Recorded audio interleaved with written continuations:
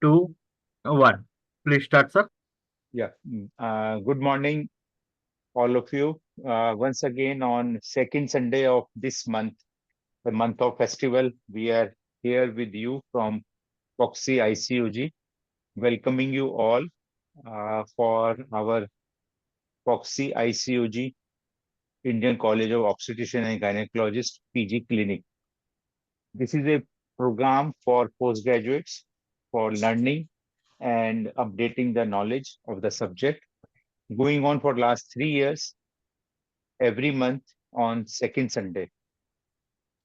Today, in this month, we are having Master Dummy Pelvis with Dr. Ashish Mukhopadhyay on mechanism of labor and principles of management of labor. Then we have one case discussion, and this time we will be discussing placenta accreta spectrum disorders, a very challenging situation associated with very high maternal mortality and very much serious concern to all of us, because it is a challenge, and really you will say that nobody will dream of managing these type of cases. Each case is different from each other. You cannot have similar cases every time. So really a challenging situation when we face with placenta accreta spectrum disorders. And today we have students from AIMS BB Nagar. They will discuss, and we have our expert faculty and examiner, teachers from Dr. Vaishali Nayak from Maharashtra Institute of Medical Education and Research, Pune, Dr. S. Vinyachandran, Professor Marabar Medical College and Research Center, Calicut, and Dr. Nalini Sharma, Additional Professor, Nigrims, Shillong, along with Dr. Ashish Mukhopadhyay from Calcutta. And I welcome you all.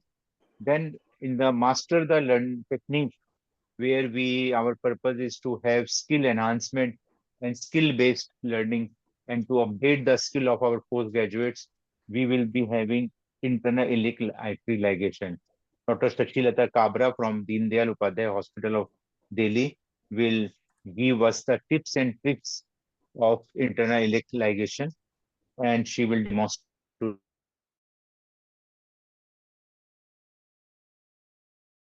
At the outset, I along with Dr. Ashish and Dr. Hafizur Rahman, are thankful to FOGSI President Dr. Jaideep Tang, FOGSI ICOG Chair Dr. Parul Kodawala, Dr. Sheila Mane, Vice Chair ICOG, and Dr. Madhuri Patel, Secretary General FOGSI and editor of our Journal of FOGSI, and Dr. Sarita Bhalerao, Secretary of ICOG, for giving us this opportunity to have this PG clinic and allowing us to continue this program for last 3 years.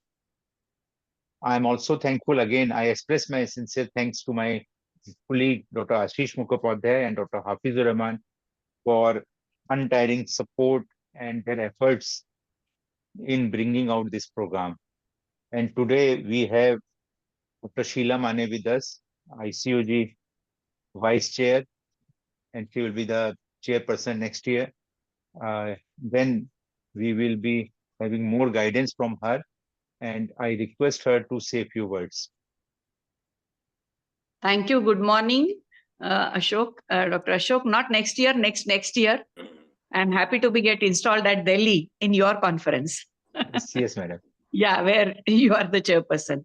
So good morning to all of you, and it's nice to see a good number of postgraduates joining.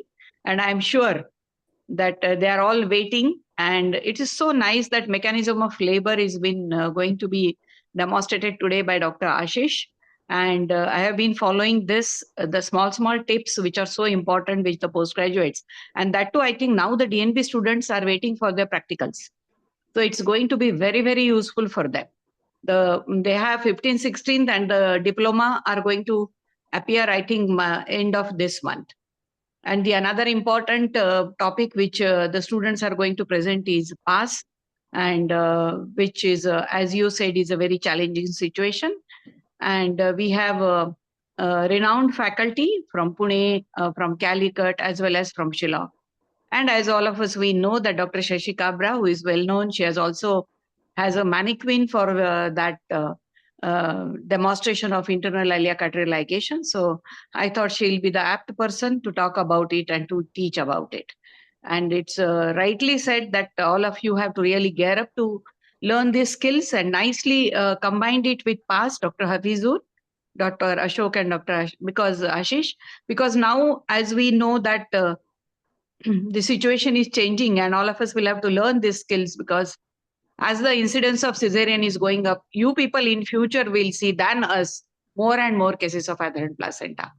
So not only it is going to benefit you as a postgraduate, but also in your future life if you learn the technique and the skills. So thank you very much once again for inviting me, and I'm really happy about it. And all of us, we know that this is such a popular program, and it will continue, because education is the motto of ICOG, and where all of us are together. Thank you, and I once again welcome all of you. Thank you, madam, for your guidance. And I must inform all of you that all these programs are being recorded, and the recording of these programs are always available on the ICOG website. And you all can avail the benefits of revisiting these videos recording and have benefits and revise your subject or topic while you are going through for your exam. So this is an important session which we have started, and we are doing it this for last 3 years. So now with all the blessing from all of you and from our FOGSI and ICOG, we would like to start today's program, and I request Dr. Ashish Mukhopadhyay sir to start the program, and then Dr. Hafizur Rahman will coordinate it. Dr. Ashish sir. Thank you, Dr. Ashok Kumar, and my respectful regards to the FOGSI President, Secretary General, ICOG Chair, ICOG Vice Chair, Vice Chair elect, my dear friend Dr. Sheila V. Mane, and my co and support and guide, Dr. Ashok Kumar, Dr. Hafizur, and all the faculties present over here and the students. It's really a pleasant opportunity to run this program. 3 years and still counting. And we have been evolving continuously, changes in the pattern or format of the program, time and again, just to conform with the NMC guidelines. As everyone of you heard that this is a program basically for teaching. I would rather focus on the examination part of the programs, for which they are very nervous and they get very, itchy about presenting these things. That is why the practical oriented discussions we have promoted, like for instance, the dealing with the dummy-doll and pelvis, the practical things like interiliac ligation and the case presentation. All the 3 things have been combined together, and I think it is going to be very useful. In my city, I can say particularly it is particularly useful because for last 2 months the students are on a strike, or rather on a movement, and therefore they will be benefited hugely for this program. So whosoever is seeing this program, just note it carefully. I will go slowly also in this program.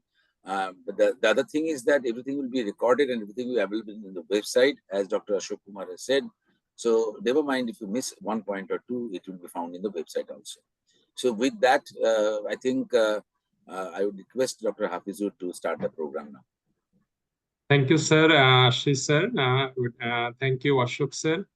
So we would like to express our sincere thanks to the FOGSI and ICOG office bearers for giving us this opportunity. So as Ashok sir said, the programs are there in website, so students can access it. So without wasting much time, would like to start the program. Today we have another important session. I would like to say in the first session, Professor Ashish Mukhopadhyay sir will have a demonstration on mechanism of labor and principles of management of normal labor. So sir is very much actively associated with us.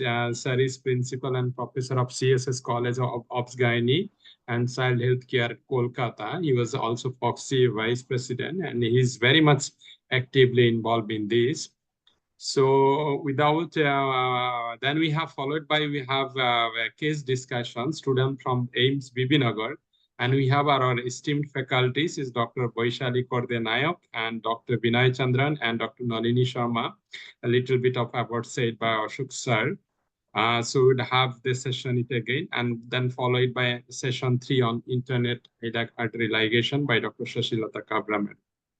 So without doing things, we would like to start the session as soon as possible. I'd like to request Ashish sir to start sir's demonstration. And I'd like to request, as Ashish sir said, the students can benefit more if you watch in your laptop, because connected with the laptop, that will give you more the visibility of what the sir is demonstrating. And it's very much important for your examination. I'm sure every student will get somewhere or other related with this.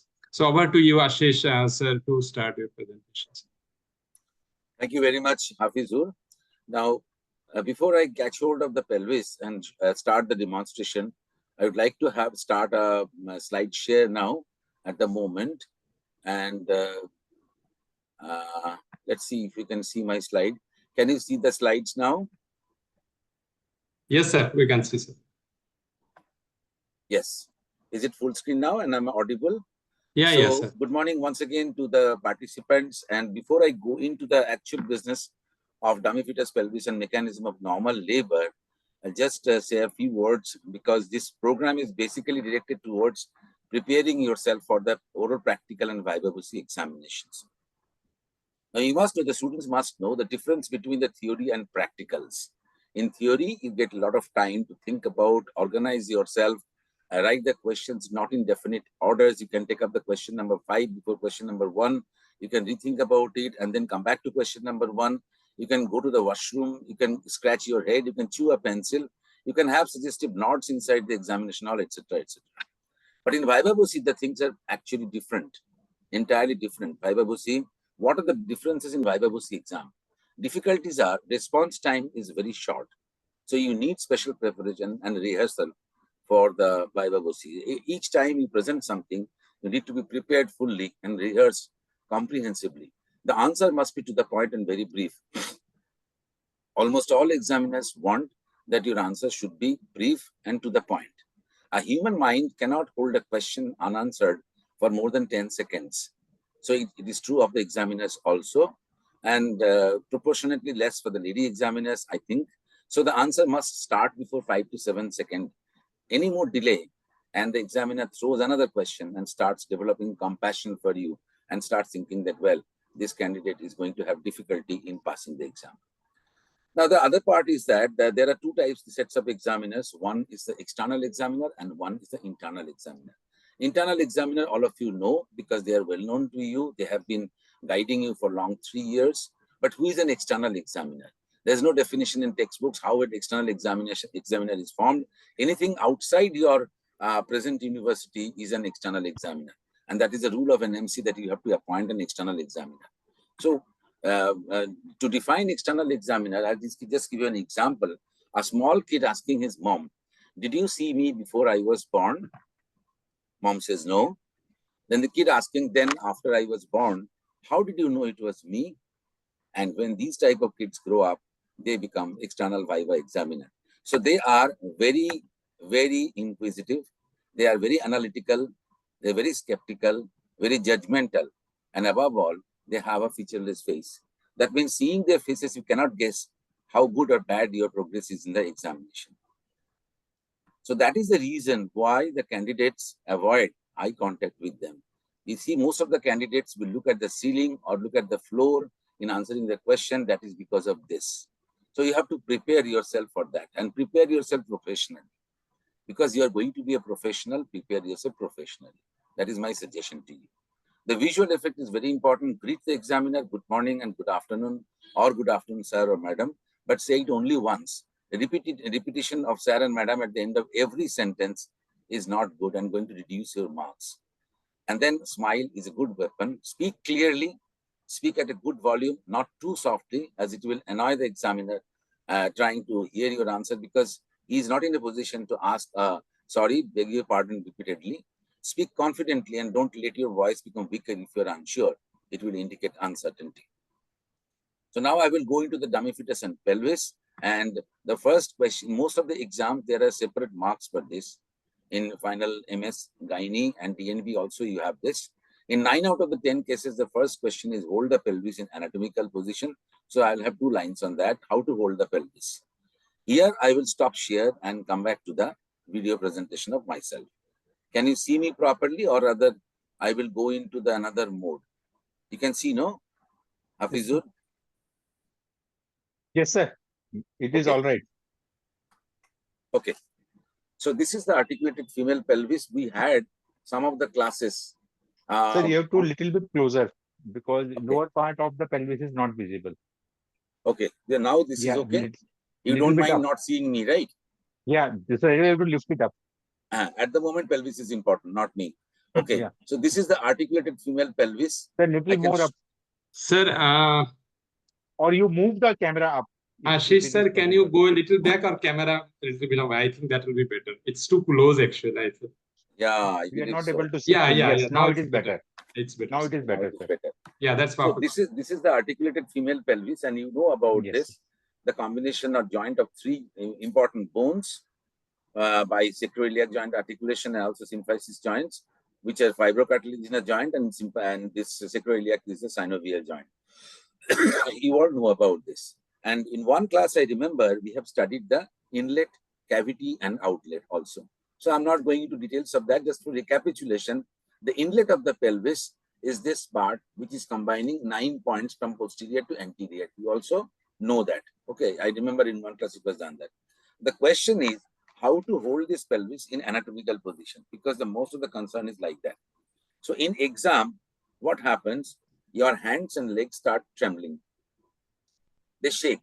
You have butterflies in your stomach and your hands and legs are trembling. To prevent that, you put your middle finger and the ring finger into the obturator foramen like this. Both hands like this. Put this inside the obturator foramen. Hide your thumb behind the iliac fossa. Put your thumb, index finger parallel to the brim and hide your little finger. It suggests something else. So you hold the pelvis like this and gently put this thing in your hand on the examination table. You will see that automatically the angle of inclination will be maintained, which is 55 degrees with the horizon. Okay. So that is one point that I would like to mention. Also, if you remove your one hand, then automatically the anatomical position is maintained. And you can hold the head in your other hand and show the demonstration like this. Can you see this? So this is how you show the mechanism of labor. I'm lifting a bit pelvis higher up for better visibility. Actually, it is on at the ground level. I mean, on the table level. Okay, like this. So you can show the mechanism like this. So that is one suggestion where you can hold the pelvis anatomically and without disturbing yourself. Now see that the hands are locked, therefore it will not tremble. And then you are putting the hands on the table.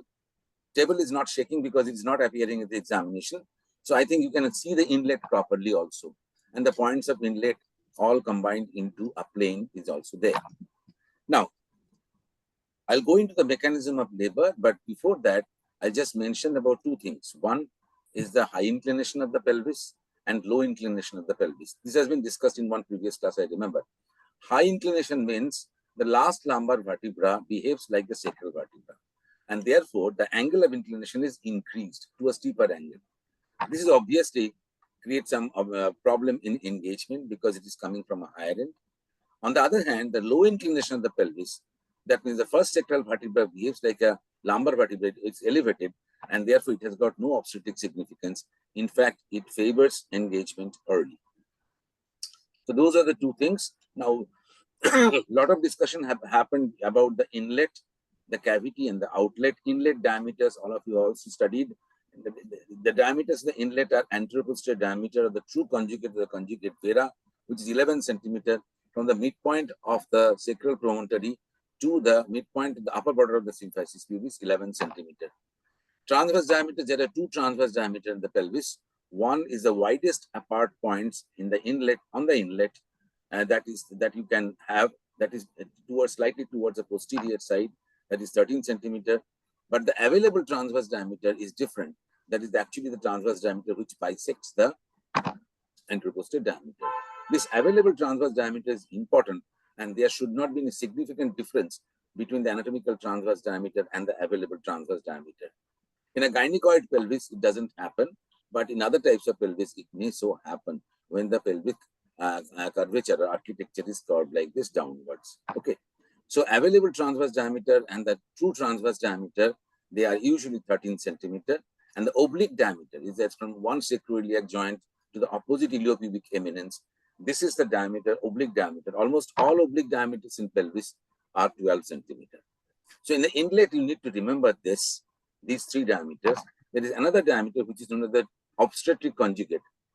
That means the true conjugate that we have just mentioned is not available for the fetus. So it has to have an obstetric transverse diameter, which is defined as a point from the nearest point on the posterior surface of the symphysis pubis to the midpoint of the sacral promontory. This is somewhat less than the true anteroposterior diameter or true conjugate. So obstetric conjugate is the conjugate available to the fetus. Available transverse diameter is the transverse diameter is available to the fetus. And there is one clinically measurable diameter, which is another diagonal conjugate, which you measure from the lower border of the symphysis pubis up, taking your fingers up and carrying it to the sacral promontory. This is called diagonal conjugate. And by how do you get anatomical conjugate from the diagonal conjugate? You deduct 1.5 centimeter from that and get an idea about this availability of anteroposterior diameter. Transverse diameters are almost always the same, except when the pelvis is grossly defective, which doesn't happen these days because there is a significant reduction in the number of rachitic pelvis and other anomalies in the pelvis. So therefore, I think the detailed pelvic assessment we have forgotten nowadays, because a lady walking in your chamber will give you a fair idea about the capacity of the pelvis, her height, her build, and also in a walking deformity would suggest that there could be some problem. So we are not going to take up detailed pelvic assessment in all cases, but if you have to do it for the satisfaction's sake, or for the cases where the baby looks a bit bigger in size, or the lady looks a bit shorter, you all know the critical height, which is we have defined for the obstetric patients, then you can have an assessment of the pelvis, but not before the patient has gone into early labor. There is no point assessing the pelvis in the earlier part of pregnancy, or rather when the labor process hasn't started. Why? Because there is something called give of the pelvis, G-I-V-E. Give of the pelvis is because of the relaxation of the joints. All the joints relax during labor, and as a result of movement, what happens? There is some space available in the pelvis, which is not taken into account when you're assessing the pelvis antenatally. So if you have to have a detailed assessment, you can have a during labor. I'm not going into the method or mechanism of assessment of labor, the pelvis in detail, but everyone should know about the assessment of the inlet, because that actually defines the CPD or cephalopelvic disproportion, which is so very frequent indication of cesarean section these days. So how do you do that? As I said, in the early part of labor, you bring the patient's buttocks to the edge of the table, and then you bring the patient to the edge of the table, and then put your two fingers inside the vagina and go very relaxed way. Remember, you have to evacuate the patient's bowel and bladder previously, from beforehand, and then relax her a bit, if necessary, some counseling, and then go up, try and go up along the sacrum, and you, in the meantime, you note the curvature of the sacrum, both above downwards as well as from side to side. This is very, very important, because the sacrum gives you the enough space for the head to rotate in the posterior direction. So now, if you can reach the sacral promontory or rather, if you can see that some point the finger is receding, you are not getting any bony point. That's the point of the sacral promontory. Withdraw your fingers, fix at that point, put it across the, against the lower border symphysis pubis, mark that point and measure this from the tip of the middle finger up to this point, and that is the diagonal conjugate. It is easier said than done, but it requires experience, and you depend on your senior partners, senior obstetricians to do that. And that is why you always say that the first obstetric examination, PV examination, must be done by a senior obstetrician available at that point in time. Okay.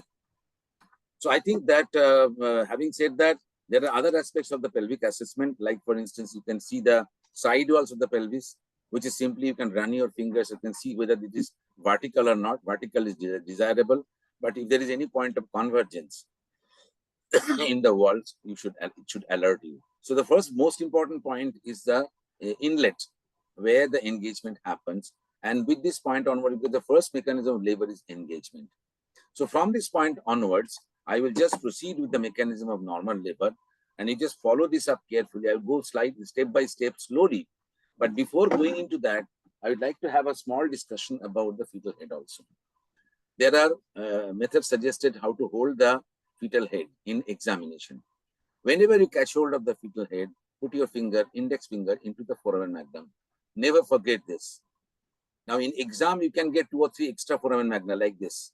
These are not true foramen magna, but this is the foramen magnum where the finger goes inside.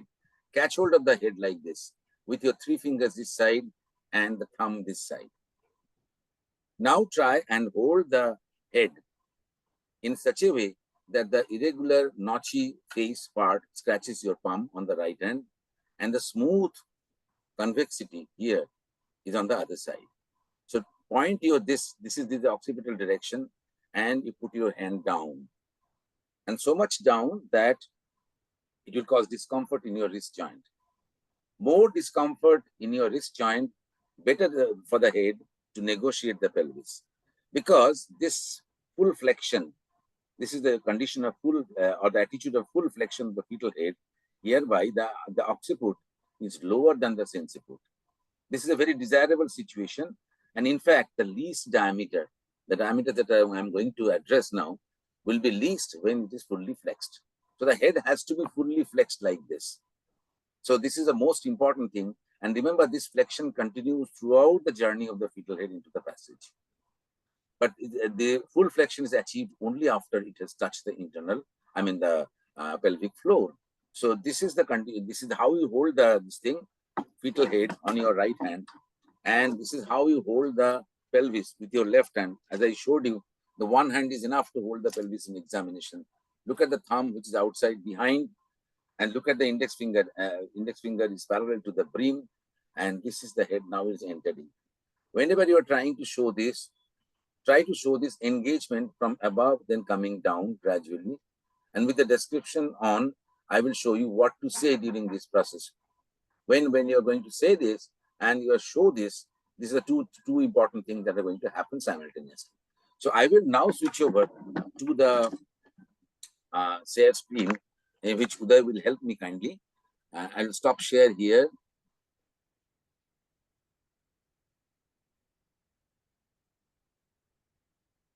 Is my sharing stopped here, Uday?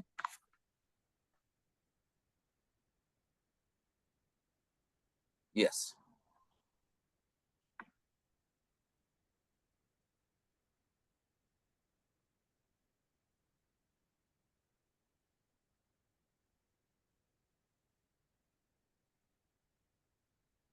Yes. So we have discussed about how to hold the pelvis. Okay. Now come to the point where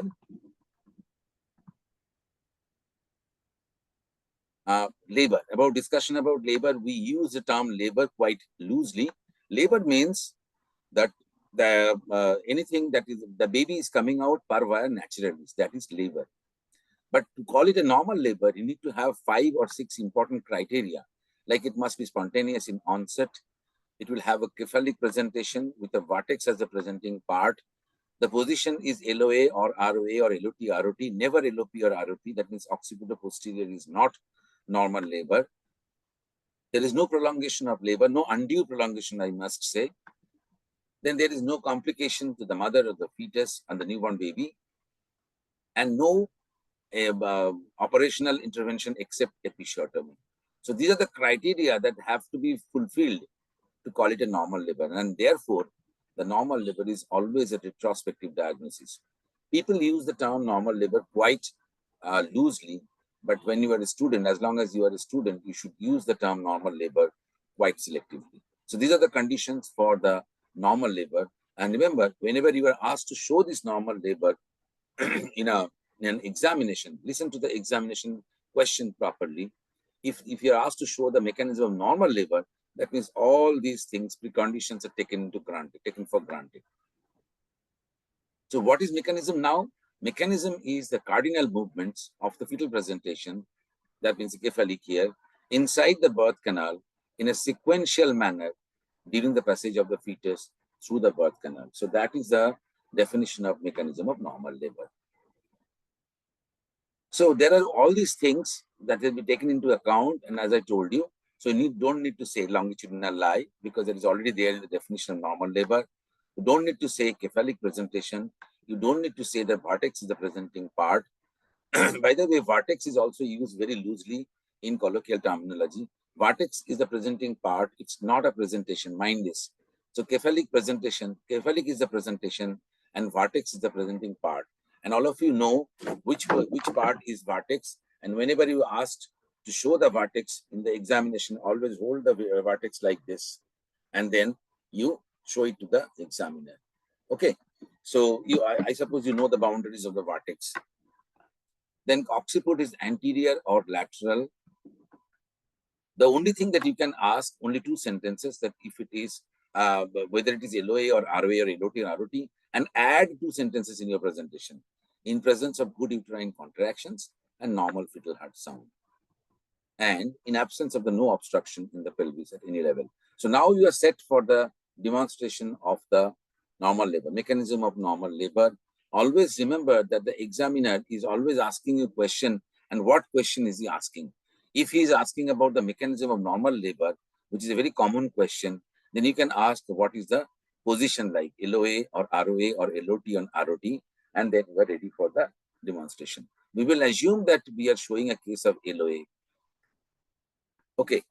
And from this point onwards, I'll say that the mechanism of labor, for simplification, you can make it a 10-sentence event. 10 sentences will complete the mechanism of normal labor. And if you can remember these 10 sentences, you will repeat it time and again, then you are done. Otherwise, you will study this repeatedly and will forget at the time of the examination. I'd like to ask Uday. Uday, is it 50-50 visible now? Sir, PPT is visible, sir. No. Ashish sir, I'd like to just guess if you can little bit of reduce your light and change the background, because then the pelvis and fetal head will be quite better visible. Okay, but in the presentation 50-50, I mean both the it's there, sir. It's there. It's perfectly there. Both the PPT as well as my view is coming, right. Isn't it? It's there, sir. Yes. Okay. Yes. Okay.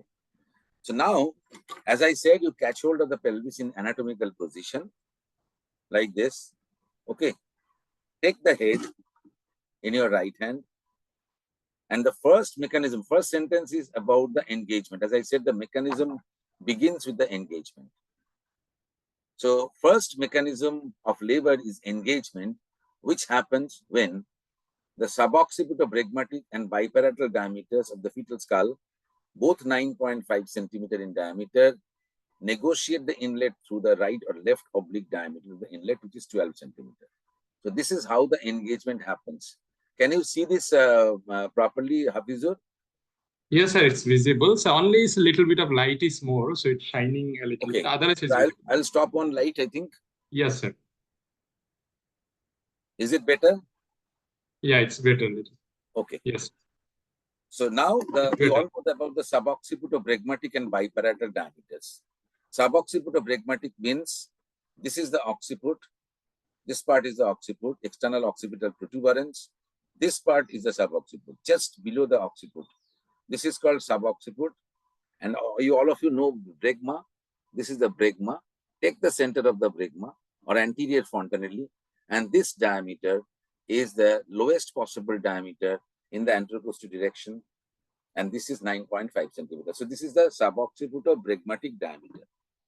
As I said, you imagine your hand like this from top. Your hand is having extreme difficulty and pain in the wrist joint in showing that, and this pain is going to end in pleasure at the end of the examination. So this is the fully flexed head where the suboccipitobregmatic diameter is going to enter into the inlet, and that is the engagement. So engagement, I'm showing it repeatedly because your hands will get used to this. Catch hold of the head always like this, with your finger, index finger in the foramen magnum, and with a lot of difficulty in the right hand. So this is the suboccipitobregmatic diameter, which is 9.5 centimeter, and this is the minimum diameter that you can expect in a fully flexed head. Remember, flexion is extremely important because if you do not have flexion, look at a slight degree of deflection and the diameter changes from the suboccipitobregmatic to suboccipitofrontal. That means anterior end of the anterior fontanelle. That is 10 centimeter. So in a small movement of the fetal head, this is called deflection. Whenever that happens, the diameter increases by 6 millimeter. And what is the maximum limit of the molding? That is 4 millimeter. So you are losing 6 millimeter in the labor process. So the deflection is highly unwelcome during labor, and that is why we have difficulties in occipitoposterior, in breech presentation, etc., where the head is, as a rule, deflexed. In case of breech, it is after coming into the breech. In case of occipitoposterior, it is from the very beginning, and that is the deflection. So deflection of the head is highly welcome. The flexion has to happen, and for adequate flexion to happen, you must have an adequate pelvis, good uterine contraction, and a good management of the labor process. So, of course, you have to control this mechanism by adding a value to the contraction. The contraction should happen every 10 minutes. There should be 3 contractions persisting for approximately 40 seconds or like that.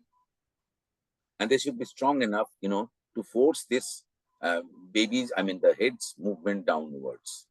This is the beginning part of the labor, or the early labor, where the contraction alone plays an important role through the axis of the fetus. So now the fetus will move. So if the engagement doesn't happen, nothing else will happen. The first mechanism of labor is engagement, which happens when the suboccipitobregmatic and the biparatal. Biparatal, all of you know, between the 2 parietal eminences, that is also 9.5 centimeter. And that is always the lowest possible diameter that you should have in normal labor. Okay, so 9.5 centimeter biparatal, 9.5 centimeter suboccipitobregmatic. This is flexed head moving into the pelvis. So the first mechanism is this engagement. Or you can say that this is a plane. That means suboccipitobregmatic and biparatal in a single plane. It moves like this. It negotiates the plane of inlet because the inlet is a plane, although at different levels, but it's a plane. So this plane of the fetal head will negotiate the plane of inlet of the pelvis. That is the engagement. I am going into a bit detail about engagement because that's the most important mechanism in the labor. And you try to assess the engagement by abdominal method these days, not by the vaginal methods. Because vagina, what is there? This is the part which is there in the vagina, which may be affected with the caput, which may be affected with molding and other changes. So you may not find the true lower pole of the head. So therefore, whenever you assess the engagement of the head, you assess from the abdomen by the method of fifth. Whenever how many fingers are there above the symphysis pubis, that denotes engagement. So obviously, the occiput will be lower pole, sinciput will be higher pole. So previously, we used to think about all these things, but this occiput lower pole, sinciput higher pole, and the PV findings, the lower pole at the level of the ischial spine. But we have changed this to the method of fifths. The fifth is very reliable because this is the abdominal part of the head, which is not affected by molding or caput, and therefore it will give a true assessment of the engagement of the fetal head. This, when it is more than 2/5 inside, we call it engagement. So engagement silently happens between 2/5 in and 3/5 in, and it happens silently. In case of the primary gravida, it may happen earlier, but in case of multigravida, it usually happens at the onset of labor. So it is very important to assess the engagement of the fetal head by yourself. And remember, engagement is not fixity of the head. Fixity of the fetal head is not suggestive of the engagement. And nowadays we have abandoned the term fixed. Head is fixed. Do not say in the examination head is fixed. You can say engagement, head is engaged or not engaged. Or the terms like head is fixed, the head is going to engage. Avoid these terms in examination. So engagement means more than 2/5 of the fetal head has gone inside the pelvis. Coming back to the deflection, see what happens when it is deflexed. The diameter changes from suboccipitofragmatic to suboccipitofrontal. That means anterior end of the anterior frontal, which is 10 centimeter. Then it is further deflexed, it becomes occipitofrontal. That means from the external occipital protuberance up to the root of the nose or nasion, which is 11.5 centimeter. So the diameter from this point onwards will go on increasing. So as I said, deflection is not a welcome thing in labor. Ultimately, you will have a brow presentation. And then again, in the face presentation, the diameter becomes submento-bregmatic, which is also 9.5 centimeter. A point of concern here, the face presentation and the cephalic presentation, I mean the vertex presentation, vertex is the presenting part, both are diameters the same, then why do you call face a malpresentation? This question may be asked in your exam. And all of you know the answer. I'll just recapitulate after this session is over. So face is a malpresentation, whereas vertex is a normal presentation. They both are 9.5 centimeter. You just put this down, put this point down, and we will discuss at the end of the presentation. So that part, the engagement is over now. So hold the pelvis like this, anatomical position, hold the head like this, put it inside, gradually going inside. This is called engagement. The engaging diameter means the diameter of the fetal head, which is 9.5 centimeter, as I said, in both directions, anteroposterior and the transverse direction. Diameter of engagement is the right oblique diameter of the pelvis. This is the right oblique diameter of the pelvis, which is from the right sacroiliac joint up to the left or opposite iliopubic eminence. This is 12 centimeter. So there should not be any difficulty in a normal pelvis. And therefore, the head is engaged now. So after the engagement of the head, the second sentence comes into play. The second sentence is descent of the head. Descent of the head with flexion. As I said earlier, that the flexion continues throughout the journey and the descent with flexion will continue till the leading pole, that is the occiput, touches the pelvic floor. So this descent will continue, supported by the uterine contraction. Now you understand the importance of uterine contraction. You must maintain it properly with the help of oxytocin if necessary. And then flexion will continue and descend till the leading pole, that is the occiput, touches the pelvic floor. So this is the second sentence. So you continue with your same movement with the head and touch the pelvic floor. Where is the pelvic floor? Here lies the pelvic floor. Okay. So that is the second sentence. What is the third sentence? After the occiput touches the pelvic floor, I'll show you by this, touches the pelvic floor, it rotates through 1/8 of a circle anterior. Look at the rotation. Can you see the rotation? This is anterior internal rotation, 1/8 of a circle anteriorly to bring the subocciput under the symphysis pubis. This rotation is known as the anterior internal rotation through 1/8 of a circle at 45 degrees. In LOT position or ROT position, it has to rotate through 2/8 of a circle or 90 degrees, which is not possible by the fetus. So our deficit of always 45 degrees remains in the form of twisting of the fetal neck. So when you are demonstrating, you don't need to say that in the exam because you are demonstrating with the 1/8 of a circle and LOA position. But remember, LOT, sometimes some examiner may ask you what happens in LOT. The answer is it has to rotate through 2/8 of a circle or 90 degrees, which is not possible by the fetus. So neck sustains a minor degree of torsion, which will be relieved later on. We'll show that. So that is the internal rotation. The third sentence is on internal rotation, which happens at the level of the pelvic floor or plane of least pelvic dimensions. All of you know what is the plane of least pelvic dimensions. I'm just recapitulating. It is the narrowest part of the pelvis, which you can see from above. The narrowest part where all the bones are projecting inside, that is the plane of least dimensions. It is the point of origin of the lever tendoni muscle. It is the point at which the birth canal is directed forwards. It is the point at which all internal rotations happen. And it is the point also at which all arrests occur in obstetrics. So plane of least dimension is extremely important and bounded by the two ischial spines, posteriorly, laterally, and posteriorly by the tip of the sacrum, posteriorly by the tip of the sacrum, and anteriorly by the deficient lower border of the symphysis. This part is the narrowest plane of the pelvis. You can see from above, narrowest plane of the pelvis. If you can negotiate this part, your liver is done now. So there are 2 points of obstruction. One is the inlet, which we have discussed in detail in engagement. And the second point is the plane of least dimension, where the internal rotation happens. Usually the interspinous diameter is 10.5 centimeter, which there is no problem. But if it is less than that, it will cause some amount of problem. Okay. So that is about the internal rotation, which happens at the level of PLD, or plane of least dimension. The fourth sentence, after the internal rotation, I'll show you the dummy now, with the dummy doll now. Yes. So after the internal rotation, which has happened here, progressive descent of the head continues, and head eventually stretches the vulval outlet. Here is the vulval outlet, which you can see, and this is known as crowning. Crowning is not exactly a part of mechanism of labor, but it happens inevitably because a wider diameter is now stretching the vulval outlet, and it is not going up even after the contraction is over. So that is called crowning. So fourth sentence is the progressive descent of the head, continuing, head eventually stretching the vulval outlet, a phenomenon called crowning. Come to the fifth sentence.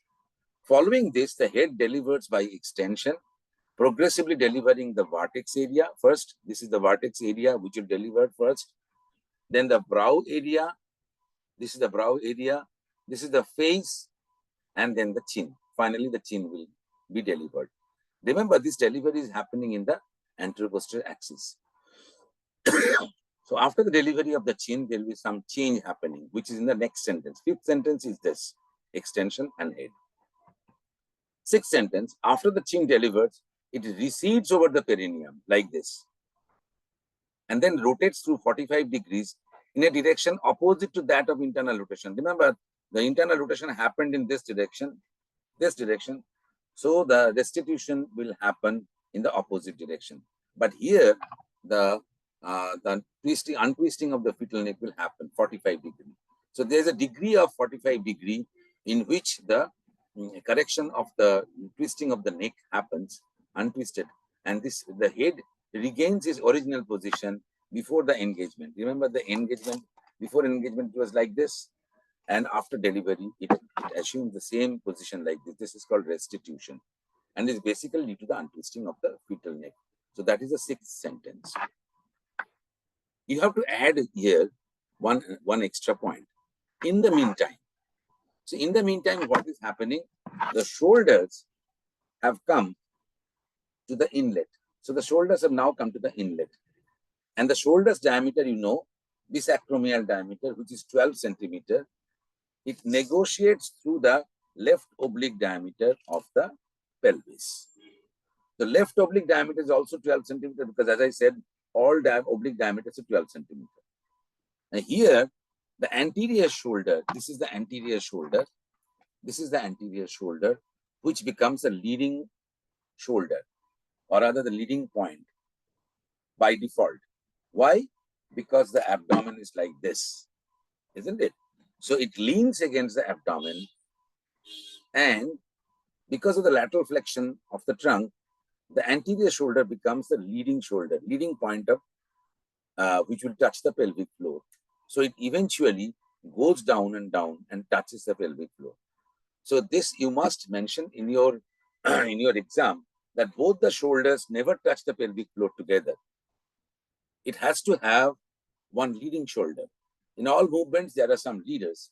So this is the leader automatically created because of the mother's pendulous abdomen, or other mother's bulging of the abdomen. and the deficient anterior abdominal wall. And so the anterior shoulder becomes the leading shoulder and it touches the pelvic floor. This is done by nature in order to promote the internal rotation of the shoulders. Otherwise, if there is no leading shoulder, there will be no internal rotation of the shoulder and they'll be stuck at the level of the shoulders. Okay, so that is the 7th sentence. The 8th sentence is, after the anterior shoulder touches the pelvic floor, it rotates through 1/8 of a circle anteriorly. Look at the rotation of the shoulder like this. I'll show it outside also. This is the anterior shoulder, which was like this. It rotates like this. Remember, the head rotated like this, and the shoulder rotates like this.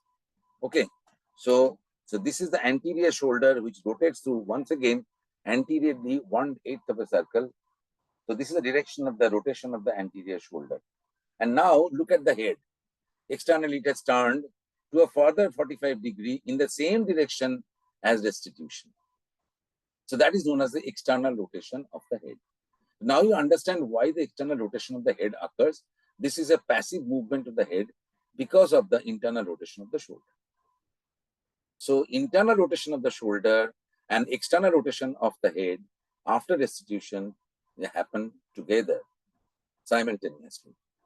So now what happens, the anterior shoulder has now come under the symphysis pubis. All movements are directed towards the symphysis pubis in the midline. I'll explain it later if I get time. And that is why the anterior shoulder is now hinging under the symphysis pubis. This is the hinging in the symphysis pubis. So this is how the anterior shoulder hinges in the symphysis pubis. So the 8th sentence is over now. There are 2 more sentences left. As the anterior shoulder is hinged, it cannot be delivered. Obviously, something which is hinged cannot be delivered immediately, isn't it? You will agree in your practical life also. Hinging is a phenomenon by which that is stuck. That area is blocked. So what happens? The contraction is continuing unabated, and that pushes the actually posterior shoulder. This is the posterior shoulder, which will now move over the perineum like this. So that is why if they ask you the question, in mechanism of normal labor, which shoulder is born first? The answer is posterior shoulder. The anterior shoulder cannot be delivered right now because it is hinged. After the posterior shoulder is born, then there is adequate space available. Remember, there is nobody here to conduct the delivery. So it gets a space now, and then anterior shoulder is now released from the hinge and is born. So always remember this. Posterior shoulder is born first, sweeps over the perineum. The anterior shoulder is released and then born. So use these 2 terms, sweeps and released. So that is how both the shoulders are born. Up to this point, the mechanism is very, very crucial. And at all levels, the space is very, very important. And as I said, this plane of least dimension, you have to assess that properly. The management of labor actually entirely depends on the assessment. The nature will do its own task, but your job is to just assess the availability of space in the pelvis and the movement of the fetal head. You need to, track it, and you need to just monitor it without doing much. That is the current labor care guideline also. So this is the 9th sentence. And finally, the 10th sentence is very easy. The rest of the body is borne by the lateral flexion of the body trunk because of the curved birth canal. So I have tried to simplify these 10 sentences, mechanism of labor, in 10 sentences.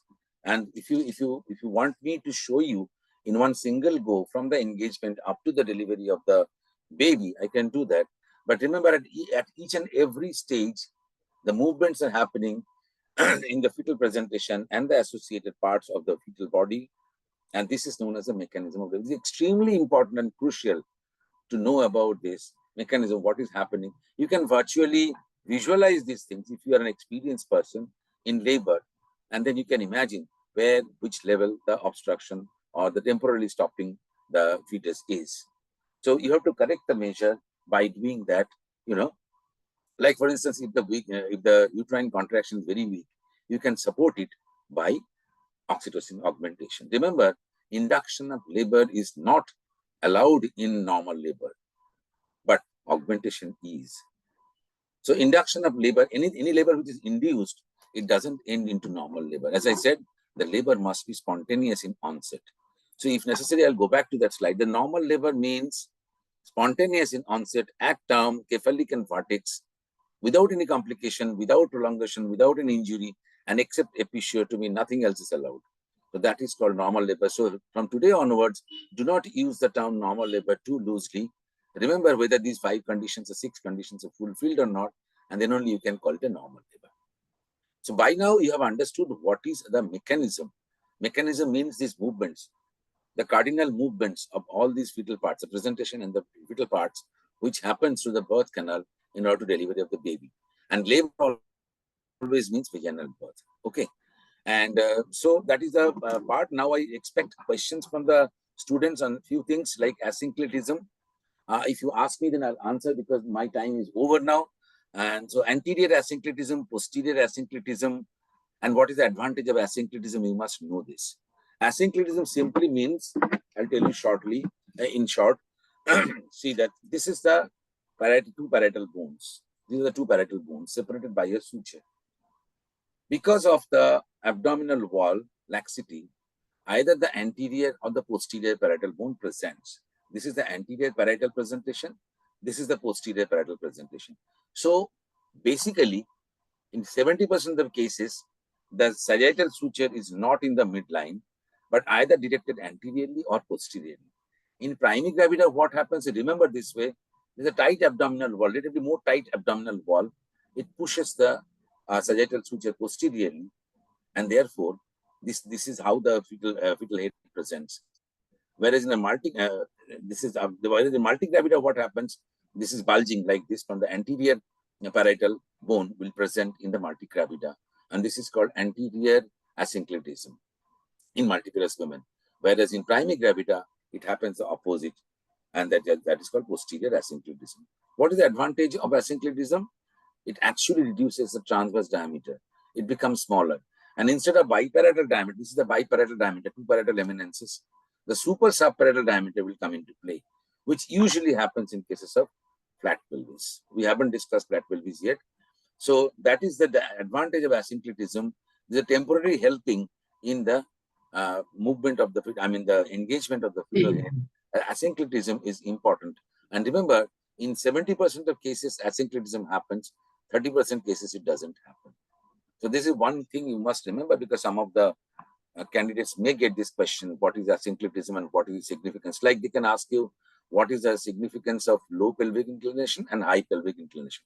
It's like that question. Some examiners may ask you.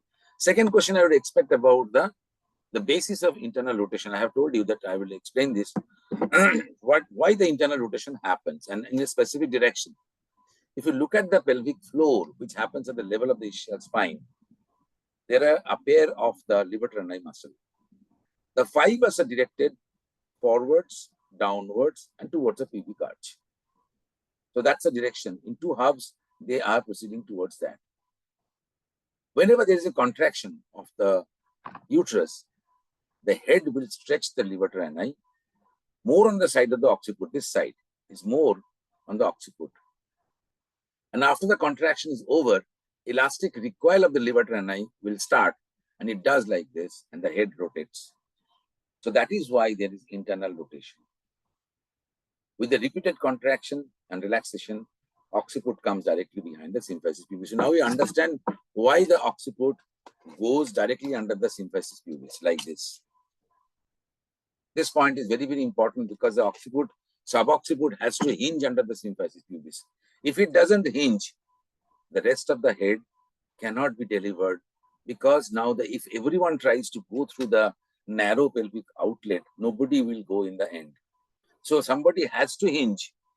Somebody has to be the leading pole. Somebody has to be the leader. Somebody has to hinge so that the opposite part delivers. It's like passing of passing help in the football match. Second important point about internal rotation is the shape of the pelvis. If you have a close look at the pelvis, you'll see the upper part of the pelvis is transverse oval like this. irrespective of the type of the pelvis. And remember, there are 4 types of parent types of pelvis: anthropoid, android, gynecoloid, and platypuloid. Gynecoid and platypuloid. So these are the 4 parent types. Gynecoid is absolutely round, anthropoid is anteroposteriorly oval, platypuloid is transversely oval, and android is narrow and heart-shaped. So actually in practice, you do not get all these 4 types, pure types of pelvis, or you get a mixture. So that is why each pelvis is different. Like Dr. Ashok Kumar said, each case of PAS is different. Each pelvis is different, each baby is different. So you have to have mechanism not significantly different from each other. The movements are the same, but the availability of space is limited, and therefore you need to monitor this. In which case there will be some slight deficiency of the space, you never know. In which case, suppose there is a deficiency of contraction, you have to augment that. So that is the management of labor. That's only you have to do, nothing else. You cannot drastically change the capacity of the pelvis or the space available in the pelvis by doing any measure. But what you can do, you can change the position of the patient in first stage of labor. In fact, today we recommend the position of comfort to the patient. It can be on all fours, it can be prone, it can be supine, it can be standing, it can be underwater, it can be anything. Today, the pregnant women, laboring women are enjoying a huge lot of freedom in delivering the baby. And that's scientific, that's understandable. Okay, so you can support the 2-3 minutes more here. Yeah, sure. I'll just finish it. And also the mobility of the different parts of the fetus. So in the end, I'll have some take-home message for our students, examinees. Try to be calm, composed, and relaxed. I know it is difficult to execute that, implement that, because you're always very tense. You're looking at the floor or looking at the ceiling of the examination hall, and you are not looking at the examiner. But you sit straight. At least your spine should be straight. And then, examiners are not there to fail you in the exam. Instead, they try to help you, allow them to help you out. Nothing is perfect and nothing is permanent. You can't achieve either. So I'm come to the end of my presentation. In case of disagreement with the examiner, remember a few things. A person who surrenders when he's wrong is honest. A person who surrenders when not sure is wise. So be wise and be honest. But a person who surrenders even if he is right is either a candidate appearing at exam or a husband. So with that message, I'll close it down. In case of disagreement, finally, exam is not a proper place for arguments. Agree temporarily, but in the end, you can always say, "Apna time aayega." Thank you very much for your patient listening, and I'll end my presentation here. I'll just stop share here. Thank you, sir. Thank you. And a lot of motivation from you for the students during the exam time, and a lot of scientific and well demonstrated labor class on mechanism of normal labor and all the mechanism you have shown, especially the role of internal rotation and everything. And it was visually really good to see everything properly online.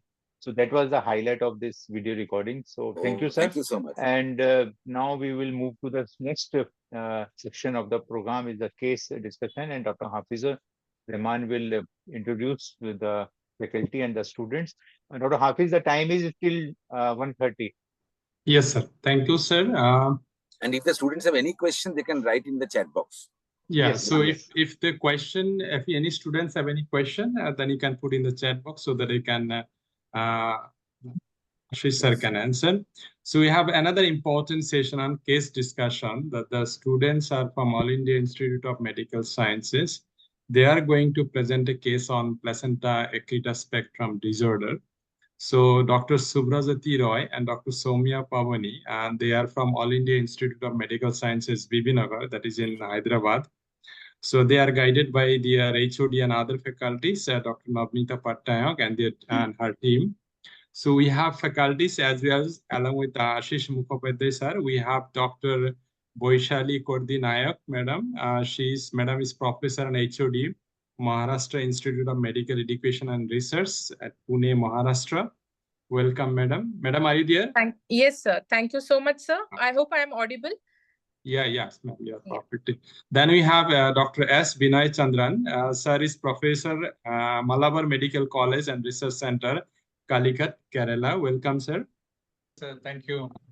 And then we have Dr. Nalini Sharma. So Dr. Nalini Sharma is additional professor at Negrim, Shillong. So we have very esteemed line of faculties from all over the India. Now I'd like to request the students, Hello, Dr. everybody. Subrajyoti Roy and Dr. Soma Pavani, to share your screen and start presenting. And I request the faculties to take over from there. And you can take up to 1:30 hours. You'd like to request up to 1:30 p.m. So Dr. Subrajyoti Roy and Dr. Somya, please share your screen, introduce yourself and starting presenting. Over to you all the faculties, please. Good morning to sir and ma'am. We are from AIMS Bibinagar. I am Dr. Subrajyoti Roy, and my co-presenter is Dr. Soumya Bhavani. We are going to present a case on placenta accreta spectrum. Can you make it a PowerPoint Full show? screen, full screen. Yeah, full screen slideshow. Yeah, Yes. please go ahead. Good morning, sir. I'm Soumya from AIMS Bibinagar.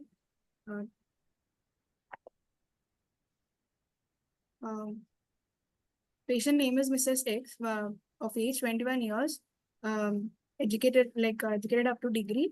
She was working as a housewife, wife of Mr. Y, educated up to BTech. He's working as a private employee, belonging to a religion of Hindu. They belongs to upper class according to a modified Kuppaswamy classification, and they are from Yadadri Bhuvanagiri district, which is in Telangana state. And nearest hospital is AIMS Binagar, which is 1 hour to reach. She is an unbooked case, and she reached antenatal OPD without any complaints with the scan reports. And her obstetric formula is D3P1 A1L1. Her LMP is 27/1/24, and her expected date of delivery according to Neagle's formula is 3 November 24, and her period of gestation is 32 plus 3 weeks. History of first trimester, a patient was spontaneously conceived, 3rd degree consanguinity, confirmed pregnancy by dating scan at 8 weeks of gestational age, outside hospital. Patient used the folic acid prophylaxis. There was no history of hyperemesis gravidarum, fever with a rash, or any drug intake or any radiation exposure. Suppose suppose this patient comes to you in the first trimester, first visit. When you advise for ultrasound scan, what else you ask for? Other than dating scan, still what will I? So negative history will ask these things. No, not negative history. In the scan, when you give a prescription for the scan, what other thing you specifically ask for? Sir, 18 weeks scan. In that, 8 week scan, dating scan only. Dating scan. so one is her dates are corresponding or not. Okay, fine. If patient is so much educated, then we will see in dating scan this localization and all, whether it is intrauterine pregnancy or not. Okay, fine. Whether fetal heart rate is present or not, viability. Yes. Yes. Not viability, it is live or not. Live or not. Okay, then anything else? So you will be looking at the adnex as well as the myometrium, and also the position of the sac. That's very important. Yes. Whether it is in the fundus, whether it is in the lower uterine cavity or towards the cervix. That's very important as far as this spectrum is concerned, is it not? Sure. So if you have diagnosed that it's a low-lying sac or sac at the level of cesarean scar, then you could have prevented this catastrophe, is it not?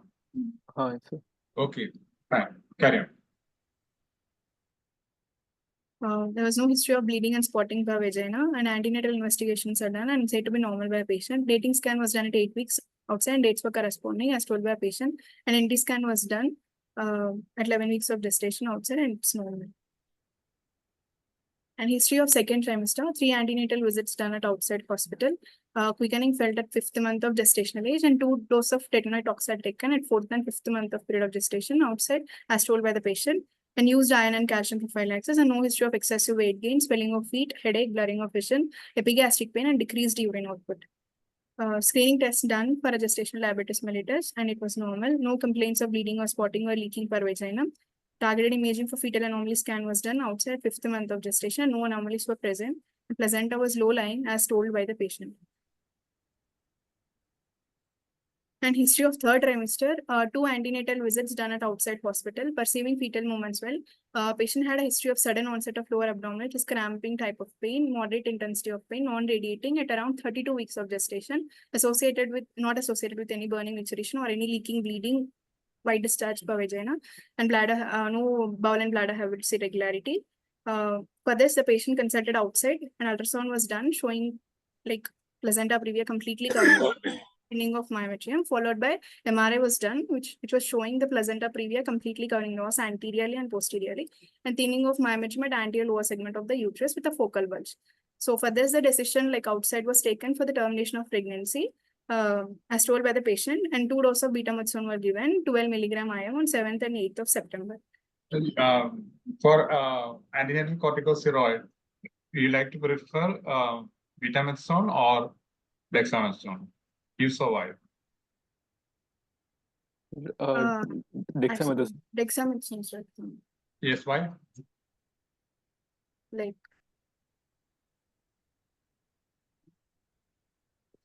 one thing is like betamethasone salt is not like acetate, betamethasone acetate. It's not available in India. Like it is not available in India. Yes, what they have tried is with the betamethasone phosphate and acetate. It's not available in India. So what we are having is that's not acetate. A preparation without any acetate. So it's not much use when compared to dexamethasone. And dexamethasone has got a short half-life, so that it will have better effect on the lung maturity. Okay. Okay. Thank you. Yeah, please continue. There were no complaints of bleeding, spotting, and leaking per vagina in 3rd trimester. No history of excessive weight gain, swelling of feet, headache, blurring of vision, epigastric pain, decreased urinary output, and no history of labor pains as of now. And patient attender reached AIIMS Bibinagar for a second opinion with this ultrasound and MRI films. So we reviewed MRI films, and it was suggestive of placenta previa with a focal bulge, which is suggestive of accareta, and was admitted at AIIMS Bibinagar at 32+3 period of gestation for further management. Her past obstetric history, like first pregnancy was 18 months back. It's a full-term pregnancy. Antenatal visits were done. It was spontaneous onset of labor, and there is a history of cephalopelvic disproportion. And mode of delivery is emergency LSCS in lieu of cephalopelvic disproportion, and delivered at a private hospital. Uneven postnatal history. Patient was in hospital for 3 days and got discharged.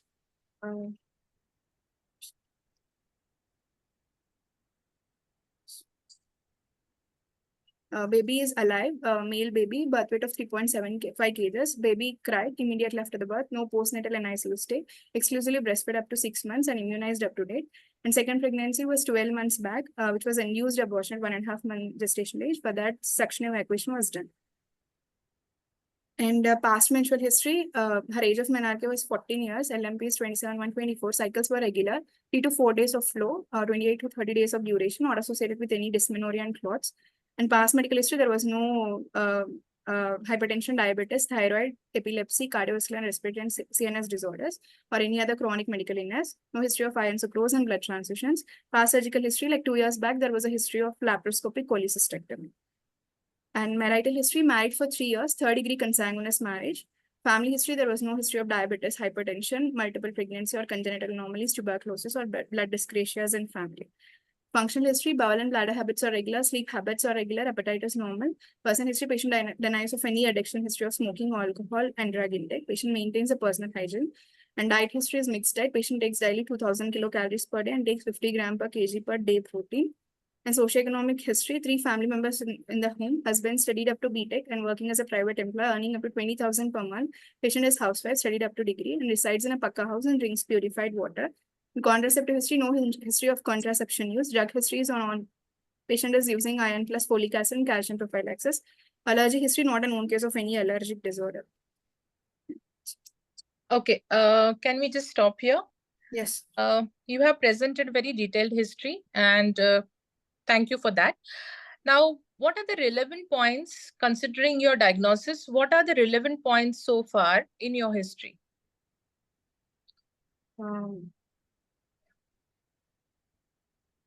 She's G3, 21 years, G3, P1, L1, A1, ma'am. Okay. Previous 1 LSCS is there. Okay. And also like for abortion, like suction evacuation procedure was done. Yes. After that, again, her TIFA like showing that placenta is low lying and all. And even like her growth scan, MRI films are suggesting of that thinning of myometrium with a focal bulge it is showing.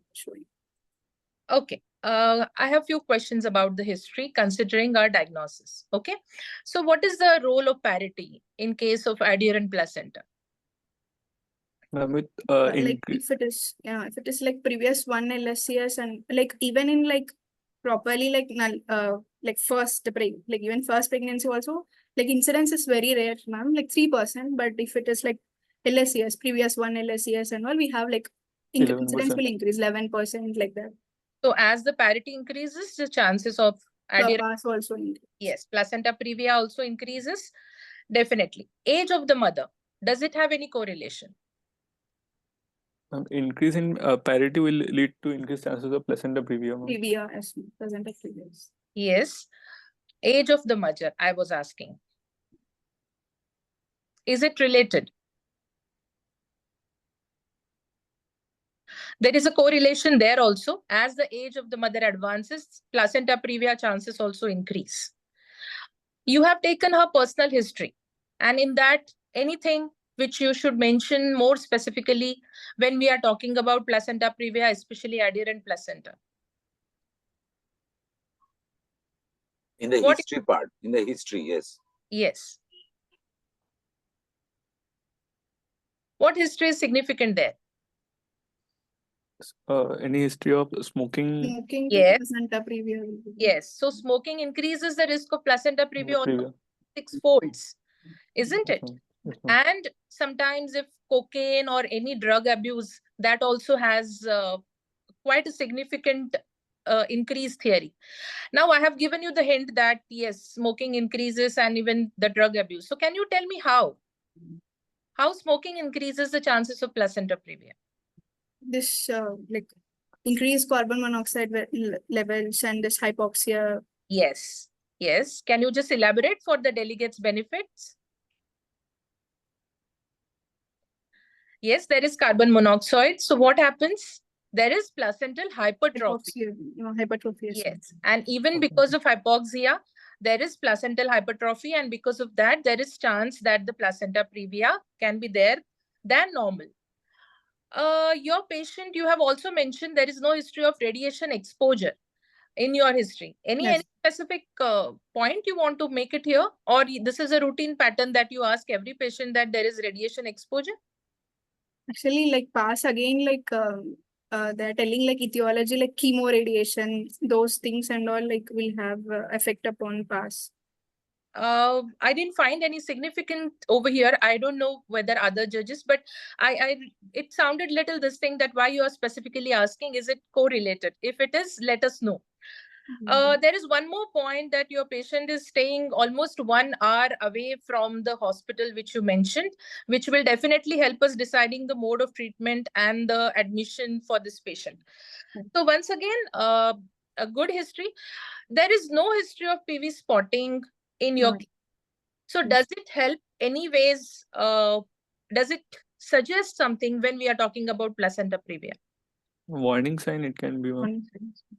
No, I'm not asking about warning sign. Okay, as you have raised it, what is sentinel bleed? What is sentinel bleed or what is warning bleeding in placenta previa? First time. Yes, the patient has spotting. Many of them around 30 weeks onwards, they have some spotting, and that always the first bleeding is not profuse. It is in the form of some spotting. Your patient did not have spotting, right? Yes. So anything which it suggests towards the adherent placenta? Again, this history is very important. If patient has placenta previa and she doesn't have spotting or sentinel bleed, she has higher chances of having adherent placenta. Adherent placenta doesn't bleed much.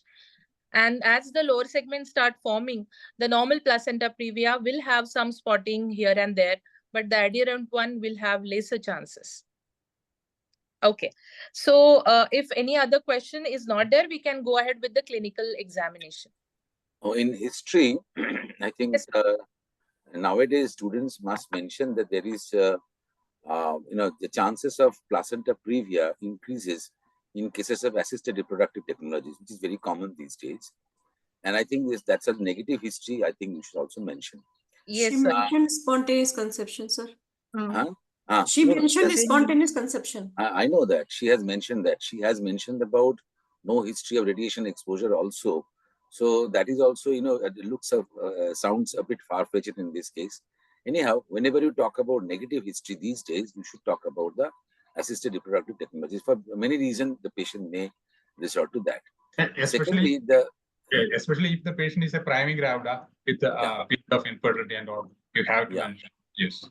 And you should specifically mention about the, at one point, she hasn't used any contraception. Secondly, the gaps between the two pregnancies is quite narrow, very small. So this is a very important observation in your history that, that means that the postnatal care in the previous pregnancy has not been properly looked after. So these few points, I think you should mention in your history. Okay, I think we should go to the examination part. Okay. Yes.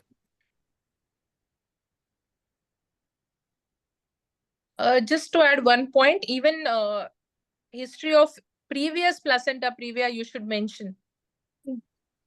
That also increases the chances. So it was not there. So as sir has added very valid points that the interpregnancy interval is less, and that time there was no placenta previa can be added, which has more significance.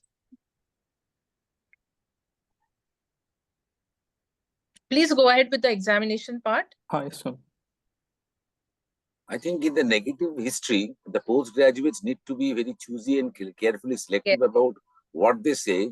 Otherwise, it becomes a monotonous thing, like no history of this, no history of that, etc. Instead of that, you must have a thoughtful brain and think about, like Madam Professor Vaishali rightly pointed out, the importance of age, importance of parity, importance of treatment, the contraception, pregnancy gaps, or ART procedures, etc., etc. I think you should mention in postgraduate level.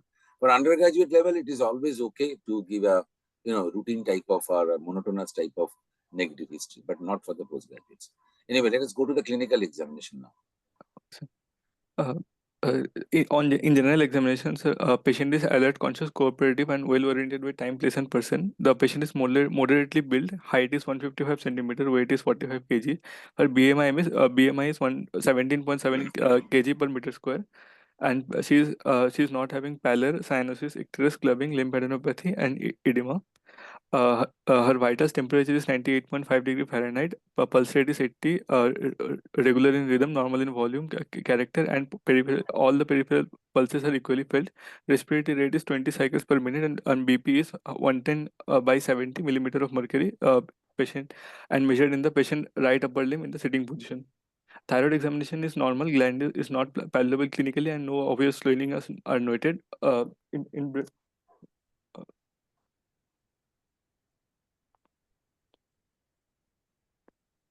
Did you press the ESC button, escape button?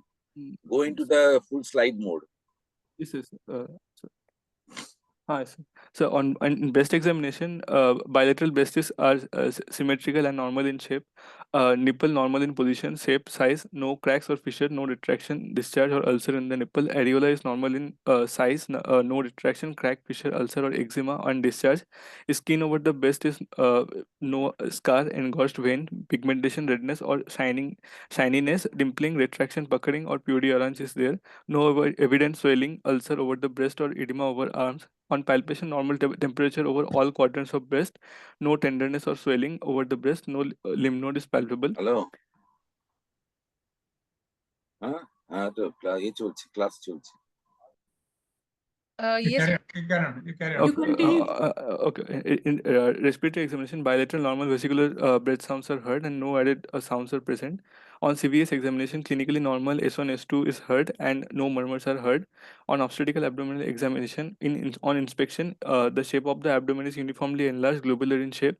Umbilicus is everted, a linea nigra and stria gravitarum is present. Suprapubic transverse caesarean scar is present, and which is suggestive of previous LSCS. Hernial orifices are visually intact. On palpation, there is no local rise of temperature, no tenderness. Fundal height is corresponding to 34 weeks of period of gestation. Symphysis fundal height is 34 centimeter. On fundal grip, a smooth, hard, globular, bilateral mass is felt, suggestive of fetal head. On lateral grip, smooth, curved, uniform resistance felt on the left side of the maternal abdomen, suggestive of fetal back. Small, knobby, irregular parts are felt on the maternal right side of the abdomen, suggestive of fetal limbs. On first pelvic grip, lower uterine pole cannot be felt clearly, and a boggy mass suggestive of anteriorly low-lying placenta. And second pelvic grip, parts could not be appreciated. But excuse me, first pelvic grip, you said you cannot feel anything, or you are feeling the placenta. How is it possible? Sir, on first pelvic grip, sir, low-lying, sir, the fetal part could not be felt, and a boggy mass was felt. The boggy mass maybe because of breeze, is not. Sir, sir, maybe because of breeze also, sir. Because you will not be able to palpate the placenta. Yes, sir. Not sir, boggy mass was felt, sir. It may be soft, broad boggy mass, which is corresponding to the breech of baby, is not. Sir, yes, sir. Okay. And in second pelvic grip, fetal parts could not be appreciated, and uterus is relaxed, like it is clinically adequate, and no scar tenderness. On auscultation, fetal heart is heard around the umbilicus and is regular, and the rate is around 140 beats per minute. In now coming to clinical summary, Mrs. X, wife of Mr. Y, 21 years old female, gravida 3, para 1, living issue 1, male, alive 18 months back, 1 induced abortion 12 months back, previous one emergency LSCS, married for 3 years, third degree consanguineous marriage, belonging to lower middle economic status and staying 1 hour away from AIMS Bibinagar. Asymptomatic, came to the OPD with a scan showing placenta previa with accreta at 32 plus 2 weeks period of gestation. Her LMP was to 21 of January 2024 and EDD is 3rd of November 2024, and period of gestation is 32 plus 3 weeks period of gestation. She had a regular antenatal checkup, taken iron, folic acid and calcium supplementation.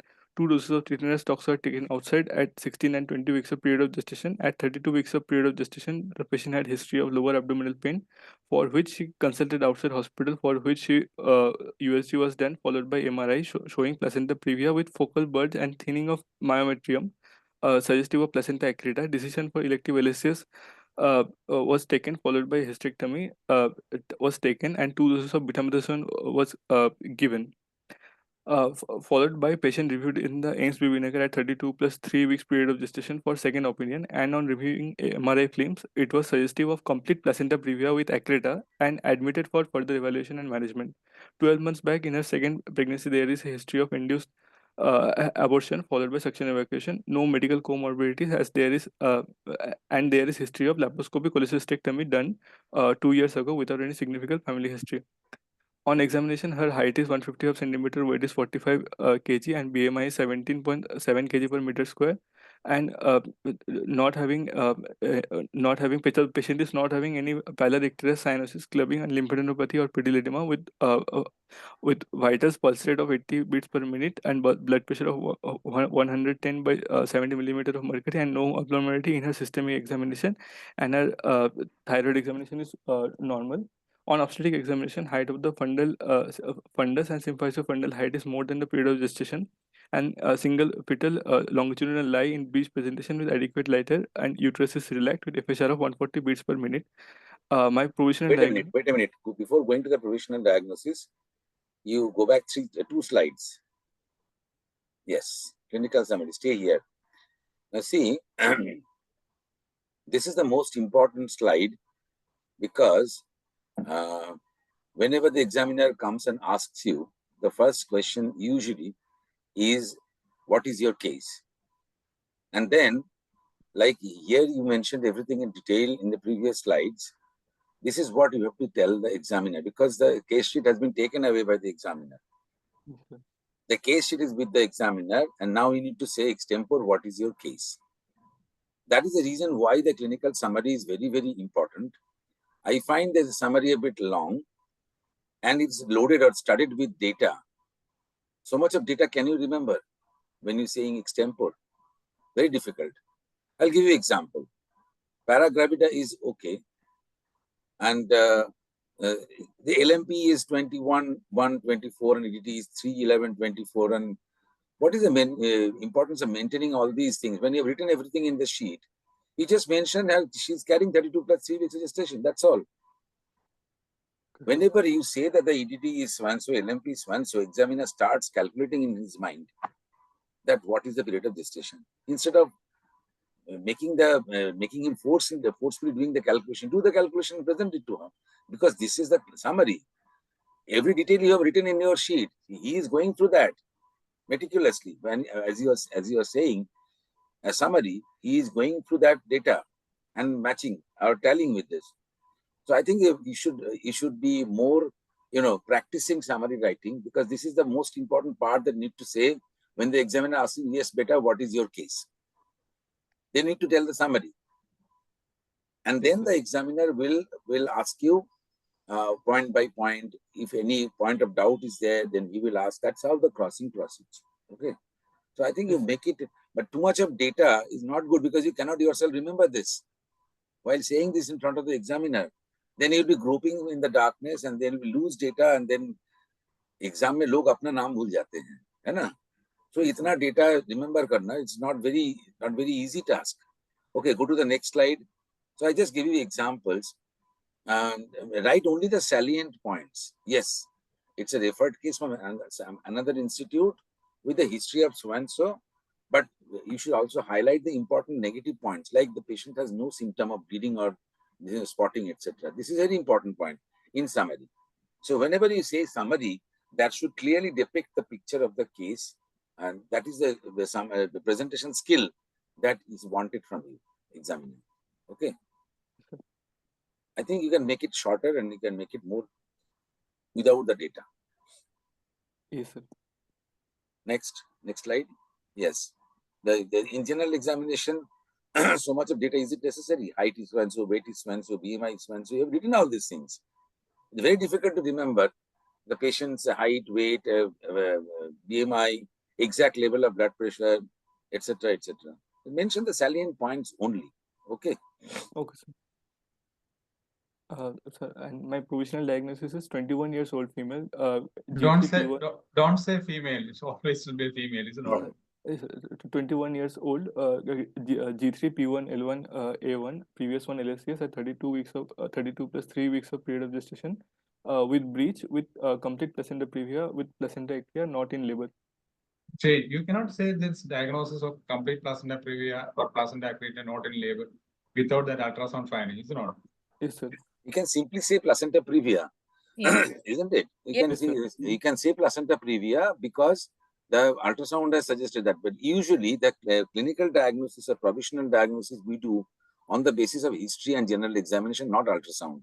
Yes. So ultrasound comes in the special investigations. Yes. So I think that you may not mention breech presentation. You can mention because that is palpable clinically, isn't it? But placenta previa, as Dr. Vinay Chandan has said, it's not palpable clinically. Even if it is palpable with extremely qualified and experienced hand, you should not mention that. Okay. And placenta accreta, that is more distant. Yes, investigative diagnosis. Yeah. Okay. Yeah. And sir has very important said, please don't call female a female, say lady. And coming from a gentleman, it really matters. And you all have to absorb this. Never say that so and so year old female, please. Yes. First of all, ladies are never old. Never mention old. Yes. If the examiner is a lady, then she will mind. Okay, so as sir had said, that we will discuss first placenta previa, right? And then your diagnosis will finally go as per the ultrasound and MRI findings. We will go to the adherent placenta. So now if you have a case of placenta previa, how would you investigate? First would be the ultrasound. So do you please tell us the classification by transabdominal ultrasound, by TVS? How do you classify the placenta previa? Ma'am, for classification of placenta previa, the two classifications are there. One is old traditional classification, and new one is NIS classification. In the old classification, if the one is 1, 2, 3, 4 gradings are there, ma'am. In first grade, it is within the from 2 centimeter from the internal os, but not touching the os. That is grade 1, and grade 2 will be just touching the os. Grade 3 will be partially covering the os, and grade 4 will be completely covering the os. According to newer classification, it is either low-lying placenta or placenta previa. Low-lying placenta is when it is within the 2 centimeter from the os, and complete placenta previa is when it is covering the os. The main problem with the older classification is type 3 is partially covering the os, is not covering the os when it is not fully dilated. When it is fully dilated, it is covering the os. It is possible to diagnose placenta with the full dilatation of the cervix. And much more than that, you can say that the os is covered with the placenta asymmetrically in type 3 and symmetrically in type 4. So then it sounds better, is not? Rather than fully dilated cervix and then say, okay, now say the major or minor degree of placenta previa. Sir, according to older classifications, a major degree of placenta previa are type 2 posterior, 3 and 4, and minor are 1 and 2 anterior. So it is the diagnosis mainly by ultrasound now. Okay. Yes, sir. Could you show us the ultrasound reports findings? Is it there with you? Sir, not this, sir, now. Not there. Okay. I tell you, if you want to have a diagnosis, proper diagnosis, change from the provisional diagnosis into a confirmed diagnosis, this ultrasound and MRI are extremely important. So this importance comes now. After you have made a provisional diagnosis, you need to have a complete and final diagnosis, which is based on this investigations, radiological. So you tell us what are the radiological findings or are the sonological findings in cases of placenta accreta? Because mujhe lagta hai ki this accreta diagnosis is made too cheaply. Yes. Just seeing the bulge in this thing, you cannot say it's a case of placenta accreta. There are a lot many signs and lot many things involved in the diagnosis of placenta accreta. Yes. You seem to have diagnosed this provisional diagnosis you have done very confidently, which the examiner will question you. Yes, sir. So on first thing will be, sir, the loss of sonorescent area on the myometrium. After that, sir, myometrial thinning will be there. No. Not the loss of sonorescent area in the myometrium. It's the myometrial placental junction. Hypoechoic junction. Hypoechoic junction, sir. Then, sir, thinning of the myometrium will be there less than 1 millimeter. There will be a presence of multiple placental lacuna along. Placental lacunae, increased number of placental lacunae is the most convincing finding to suggest the placenta accreta spectrum. Okay, rather than this loss of hypoechoic region behind the placenta and the thinning of the myometrium. But if you have got a Doppler also, then it will add on to it. The turbulent lacunae, yes, with increased turbulence of flow in the lacunae. That's more important rather than just lacunae. I think you need to know all these things in detail, and also you have missed out one point that you have mentioned about the posterior sign. I mean, the junction of the placenta and the myometrium, that's all right, along with myometrial thinning and legs, etc. They're important. But what happens anteriorly with the bladder? There is a line. There is some changes there. Yes, bladder line. Even without even putting the color Doppler flow, you can diagnose or at least suspect a case of placenta accreta. You need to know that because not all cases will undergo color Doppler findings. So I think that you need to know that the anterior one change and posterior one change, along with the myometrial thinning, and then the legs, and then comes the color Doppler. So in sequence, you need to know everything in detail, and then only you can make a diagnosis of placenta accreta spectrum. And even after doing this diagnosis, many cases can be missed. So I think you need to know in detail. That's the importance of knowing in detail that what are the positive findings in a case of placenta accreta spectrum. And is it a must that you have to go for MRI? No, Sir, ultrasound is so much sensitive and 3D, like Yeah. 3D ultrasound. Yes. like especially posterior placentas, that time we'll go for like posteriorly, like Okay. that time we'll go for Yeah, the use of MRI is one thing is positive, as well as if you want to know the extent when it is there on the lateral side of the uterus, whether it's extending to the parametrium, then you need MRI. Otherwise, ultrasound won't tell you that this much of extension is there to the parametrium, which will help you in planning the management. Yes, Right. you are likely to be asked this question. Obese patient also MRI is indicated if USG is inconclusive. Yeah, that is the main point. See, USG is a starting point, and you need to know what are the areas or dark areas, gray areas where you can have an MRI. It's not mandatory, but then you can have an MRI. In which cases you need to know that, because when you're a consultant, you're going to prescribe that. Okay, so you need to know exactly which areas you are obscure about the diagnosis by ultrasound, and then only you can go into the MRI. Okay, because this is you always try to take this ultrasound and MRI as also ran. So one ultrasound, one MRI, one CT scan, one this thing, PET scan, etc., etc. You go on saying that's not the right thing in postgraduate level. So you need to know exactly which points, like sir said, that the lateral extension, like the obese women, or if there is some doubt about the extension, anteriorly or posteriorly, you need to confirm. So for confirmation of the extent, and then there is no point going for another ultrasound, but even if 3D, 4D ultrasound, but you can go for MRI.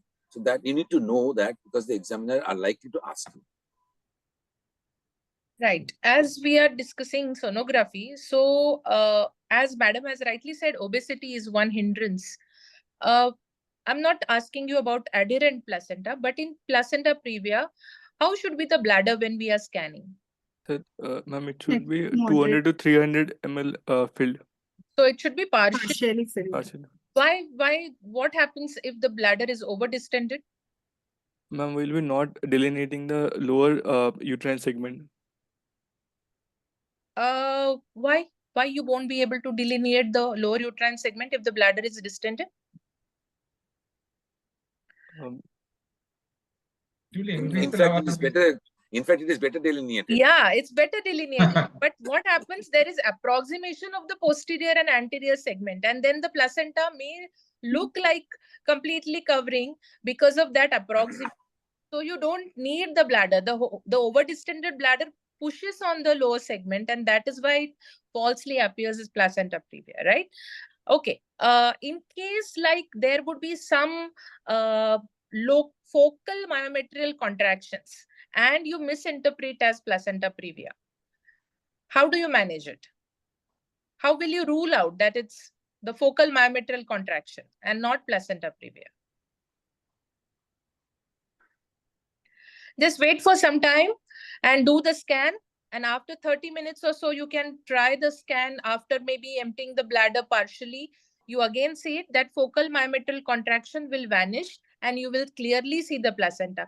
So, sir, as Ashish sir has that was a bold statement that you have made this diagnosis very cheaply. So don't go for it. You have to have a lot of efforts put in when you say that it is placenta previa and the adherence is there.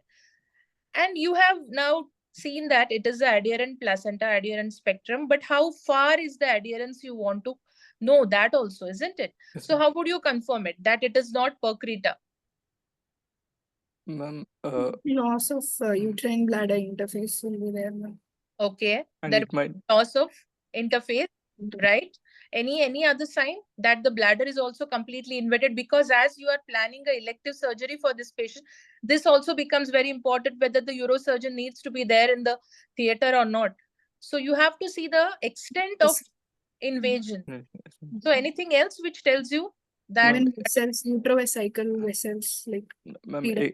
exovitic growth will be there, and the vessels will be Okay. extending, traversing the myometrium and entering into the bladder. yes, and when you put Doppler, you would see all the vessels running through and invading the bladder. Dr. Roy, you also spoke about 3D ultrasound specifically. I was not expecting you to talk about 3D ultrasound, but what things you would like to see in 3D? Does it have any upper hand? Mm. When you go for practice, if you have got 3D ultrasound, you can also add.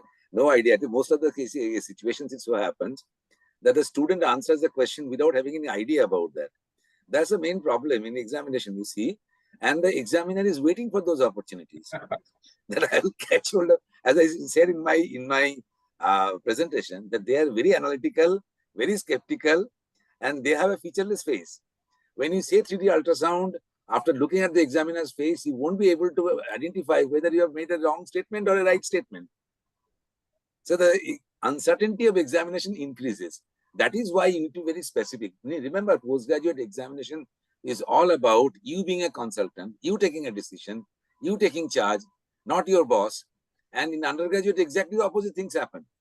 So therefore, you are excused on many occasions. This can be done, that can be done, that is also true, that's also true. But then in postgraduate examination, you are requested to say whatever things you are going to practice after passing out. Otherwise, why should the examiner have the necessity of making you a consultant? That is why the question of success or failure. And indirectly, it also increases or decreases the chances of marks distribution. So remember that if you want to score comfortably, pass comfortably, then you need to be very specific, choosy. In fact, I have seen more failures after speaking more words than less. You speak less, not much. But whatever you speak, you need to know details. Yeah, you should have a clarification for what you are saying. That's important. Yeah. So we see on 3D ultrasound, detour vessels we can see. And the chaotic branching. These are the two specific words described for this. So if you utter a word, the examiner is waiting for that. If you don't, we will not ask you what would you see in 3D ultrasound, because we know you are doing OBGYN, you are not radiologist. So we will not ask. But once you utter it, we will definitely ask you that. You can also answer like this, sir, we haven't experienced, haven't seen 3D ultrasound, 4D ultrasound. That's also acceptable.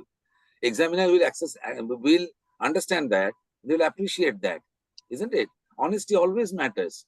But if you try to answer something from your journal reading or some textbook reading, then you will be caught in the wrong foot. So, madam, I think we're going to the management now. Yes. What they have done. Yeah. Will you advise cystoscopy for this patient? Sir, if one MRI or an ultrasound, sir, Not like placenta purchreta also. Yes, sir. No need. If we see any exogative growth in the bladder, then we'll advise. Then If you are seeing a grade 3 abnormally invasive placenta purchreta with bladder invasion, then you can go for it. And then it is ideal to do it when you are planning for the surgery along with ureter catheterization. Even if it is not a purchreta, if we put in intraoperative, means before starting surgery, I think so it will prevent ureteric damage. It won't because prevent, it's an obstetric but you will be hysterectomy, able to ureter see. is also at risk, always at risk. Yes, sir. You will be able to make sure that you have got the ureter. No, actually, the more dangerous is the injury to the damage to the ureter than the bladder injury itself. So I think that an urologist in action should be there. Bladder injury, if it is pure and simple bladder injury or resection of the bladder, I think gynecologists can manage. But the other things they cannot manage, like the ureteric orifices, like the ureter itself, or these things are pretty dangerous in these cases. Anyhow, so let us proceed towards the management. Yeah. So when you would like to terminate this pregnancy? Because she is just now 32 weeks, 3 days. 32 weeks, yes. Actually, we can take up to like 35 to 36 plus 6, sir. Sir, just told now you can, we can, what you will do, that you have to tell. When? Termination is like period is like 35 to 36 plus 6 months. Like we can take up to like that much. Why? Uh, Why not 37, 38? Why not 39?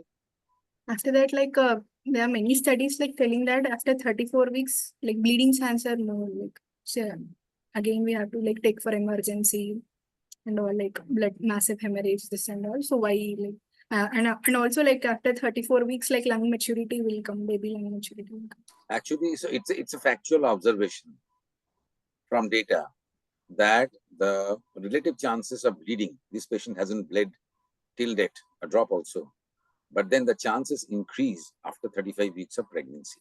So that's a factual observation from statistics of some data. And that is why this is a convention that we take her to the 35, 36 weeks of pregnancy. But before that, you need to ensure that at least reasonable amount of placental grading has been achieved, like grade 2 to grade 3, and also the fetal lung maturity. In cases of doubt, suspicions, you have the weapon of, in the form of steroid. Okay, that is justifiable. But you need to justify that you are terminating the pregnancy because it's going to have the chance of more bleeding, although the patient hasn't bled till now. And also you have to make sure that you are planning most of the time going for a hysterectomy because you want to save that baby also, is not. Yeah. So as much time inside the uterus is better than outside the uterus in NICU. Okay, so that's the reason why you'll have planning around 34 to 36 weeks so that adequate maturity is assured so that they are going to get the baby. Otherwise, when you are planning for a hysterectomy, the chance of further pregnancy is lost. It's not. It's a kind of destructive planning. And this information needs to sink into the patient's and the relative's mind that yes, the doctor is trying his best in order to protect the life of the mother as well as the baby. And therefore, the baby should be given the optimum chance of survival ex utero. And also, the mother should have the reasonable degree of certainty that, well, beyond this, I may be in danger. So this information passing takes some time, So it's a destructive planning. So be very careful about this. And details amount of counseling needed with the patient and her husband in order to sink this information inside the patient's mind. I hope you have done that. So in 32 plus 3 weeks, what did you do basically in AIMS BB Nagar? Sir, after So we just admitted the patient, sir, because like she's so much far. Like patient told that we can't reach if something, like we told like there will be a risk of bleeding. If there is a risk of bleeding, you have to come to a hospital fast. But she told like I can't come to the hospital because it's so much far. So we admitted a patient. And we reviewed the MRI films and all. So we want to pull the pregnancy like up to at least 34 weeks, as that like a baby fetal maturity will come. So we told everyone, like every department, anesthesiology, hematology, like blood and all, we kept, sir. Okay, how you are planning for the surgery? What surgery? How?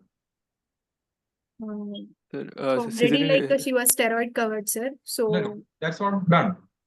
So Surgery.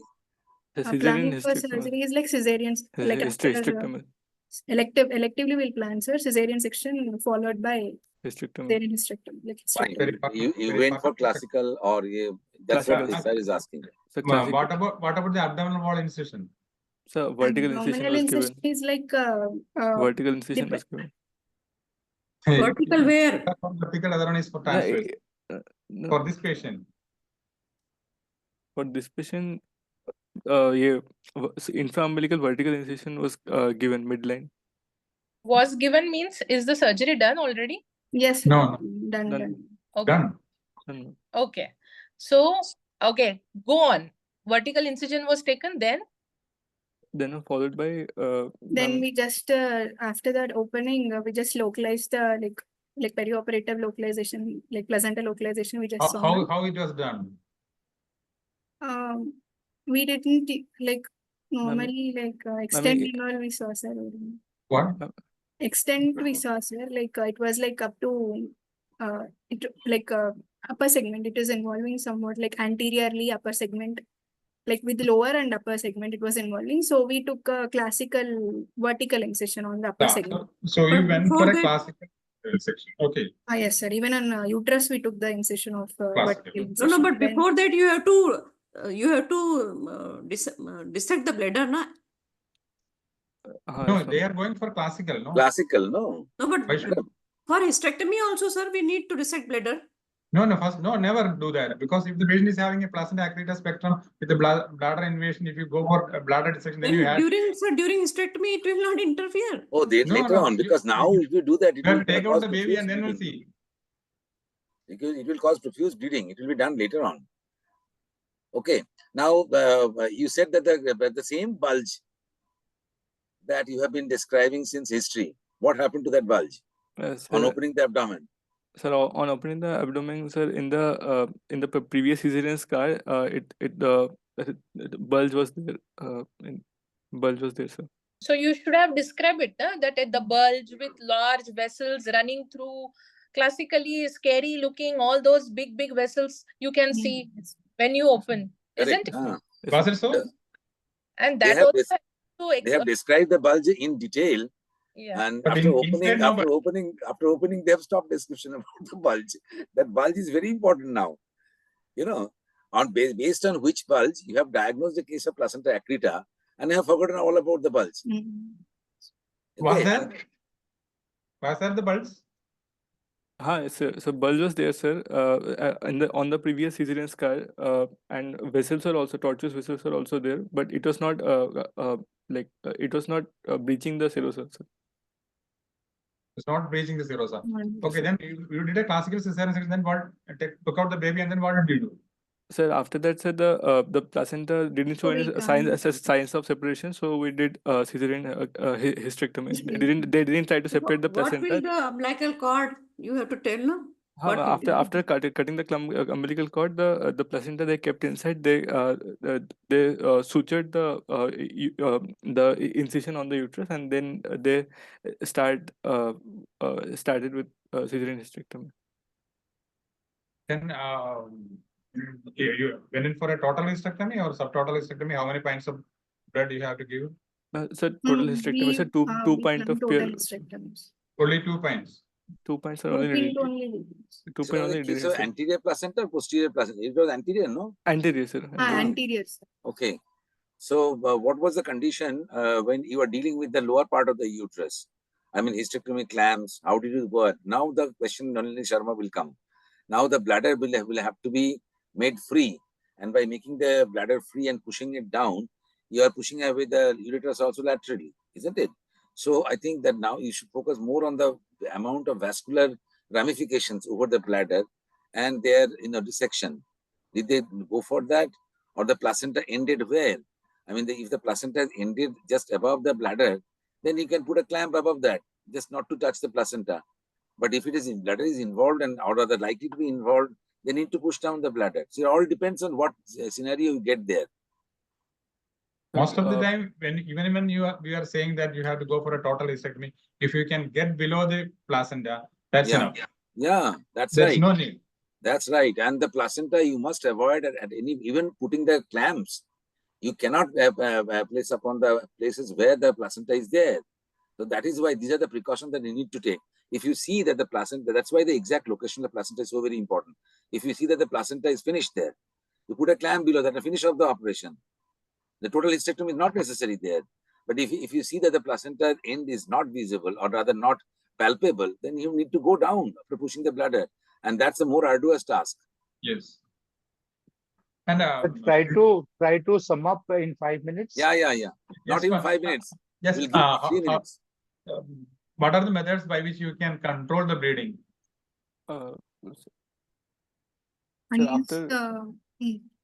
One is stepwise devascularization will have, sir.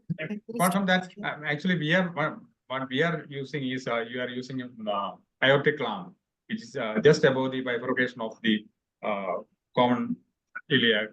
The aorta is clamped, and then we proceed with the surgery, so that the bleeding will be very minimal. And then after the surgery, we will take off the clamp and see is there any bleeding, and you can control that.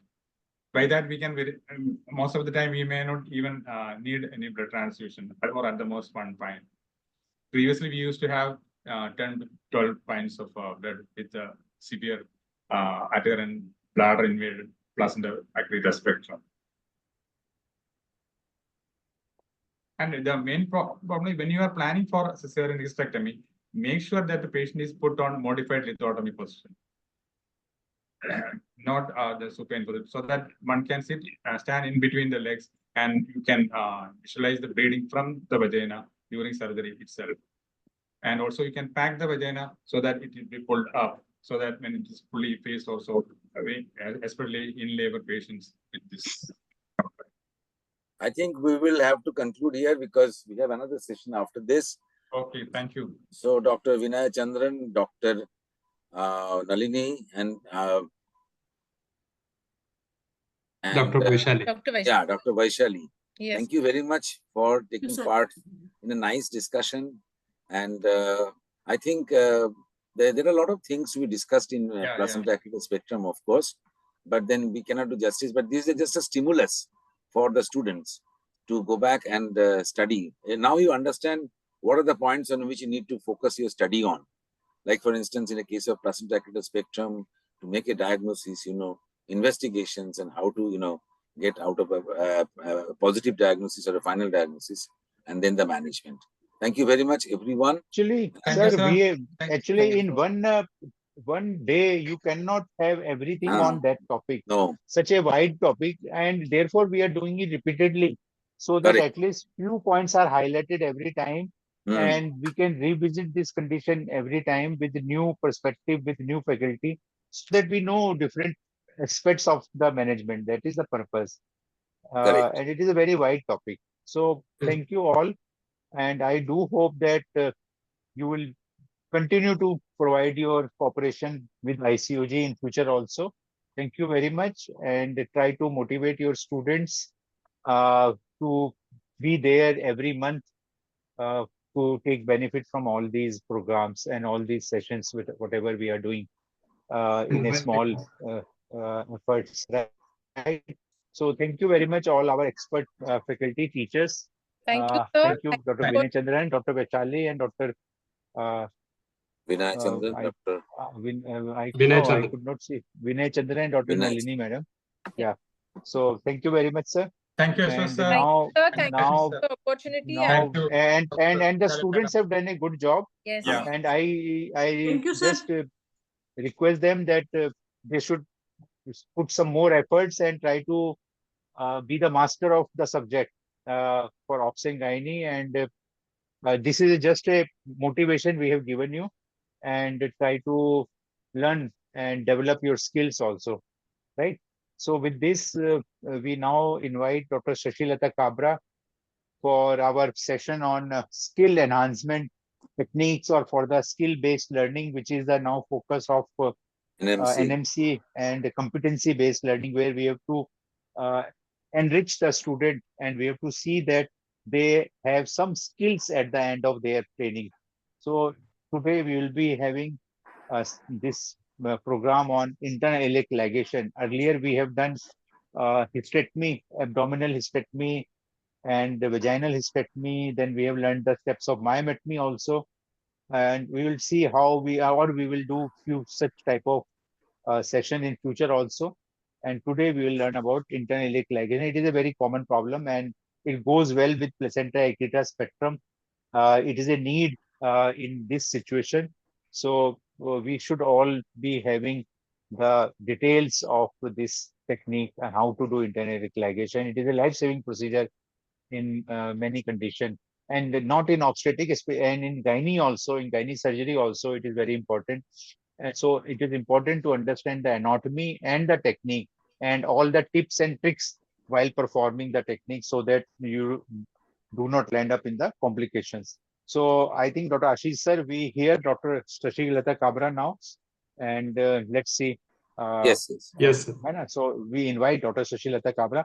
Thank you very much, madam, for sparing your time for this program, and continue to provide your cooperation for ICOG. Thank you very much. And the stage is yours now, madam. Ma'am, please unmute. Yeah, thank you, sir.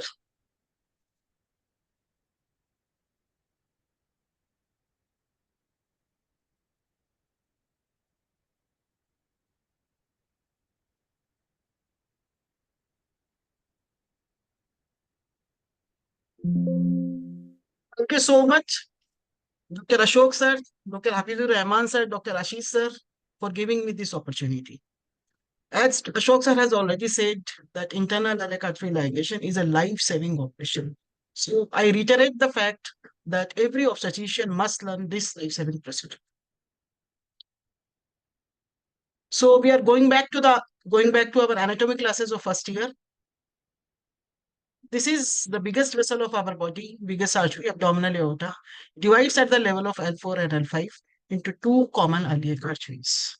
Then in succession, each common iliac artery at the level of the sacroiliac joint divides into two branches. This is external iliac artery, and the one with the smaller caliber, which goes posteromedial, is internal iliac artery. And we are concerned with this internal iliac artery. External iliac artery goes below the inguinal ligament and becomes femoral artery. So this here, it is making an inverted Y, and we are concerned with these two inverted Ys on both the sides. When you look at the inset of this program, you see this is one side of common iliac artery. This is lateral side, this is medial side. Here, this is external iliac artery, and this is internal iliac artery. Now you see, as soon as the internal iliac artery originates, it gives the posterior division, which goes and supplies the parietal part. And this anterior division continues below. And uterine artery is one of the major branches of internal iliac artery. So in order to prevent and stop the bleeding coming from postpartum hemorrhage, we have to ligate this anterior branch.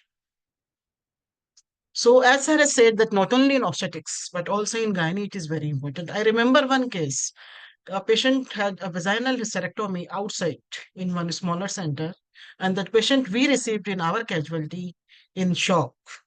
Her lower palpebral conjunctiva was white, and immediately I understood that I have to do internal iliac artery ligation in this case. We shifted the patient to OT from casualty immediately, arranged blood and blood products, and just opened the abdomen with the right paramedian incision. And in that case, uterine artery is resected, it is not seen. So only method of saving the patient is bilateral internal iliac artery ligation, and we did that, and the patient was saved. So the obstetric indication for internal iliac artery ligation are uterine atonic PPH, which is refractory to brace sutures, to medical management, and we require, but the patient is still hemodynamically stable. Then different types of uterine lacerations, broad ligament hematoma, rupture uterus, abruptio placentae, placental adjacent disorders, as in placenta accreta spectrum, today's topic. It is very, very important to learn internal iliac artery ligation. Then cervical pregnancy. Then in gynecological factors, we require this operation in gynecological oncologic surgery, and radical hysterectomy and extended radical operations, and of course post-operative unknown site for pelvic hemorrhage. Rather, this is one of the common indications. So as now NMC has included this as a compulsory in curriculum for DNB and MD students, FIGO in 2022 had said it recommends that internal iliac artery ligation as one of the options to rapidly control postpartum hemorrhage for management of PPH when medical non-surgical approaches and compression sutures fail. And just read the lines below. FIGO also recommends that all obstetricians familiarize themselves with the internal iliac artery location and with the technique of its ligation. And definitely we have to learn the anatomy also.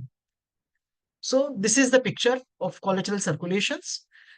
The posterior division of internal iliac artery, as I have said, has iliolumbar, lateral sacral, and superior gluteal arteries, which are all parietal arteries. And the anterior division has both the parietal and visceral branches, but most important is uterine artery. Now, anatomic relations of internal iliac artery. Anteriorly, we have peritoneum. Actually, it is broad ligament peritoneum, and in general language, when we talk about this surgery, we call it retroperitoneum. We say that internal iliac artery is a retroperitoneum, and we have to open the retroperitoneum for performing this operation. Then in medially, we have ureter. Whenever we cut the retroperitoneum, open the retroperitoneum, then ureter is always found in the medial flap. So it never comes in our way of surgery because we are doing all operation laterally. Inferiormedially, we have internal iliac vein, and this is a very important structure. The vein, the bigger the vein, the thinner the wall is, and there are high chances of injury to internal iliac vein. So I will tell you how to prevent this injury on internal iliac vein. Laterally, we have psoas major muscle and internal obturator, and inferior-lateral, we have obturator nerve. So what is the mechanism of action of internal iliac artery in preventing and stopping postpartum hemorrhage? It's my advice, and all the big literatures have advised this, that always perform a bilateral internal iliac artery ligation. Unilateral will not have a measurable effect. So bilateral ligation results in 85% reduction in pulse pressure and 50% reduction of blood flow. It basically converts a high pressure arterial flow into a venous flow, and coagulation is facilitated. Bleeding is reduced and life is saved.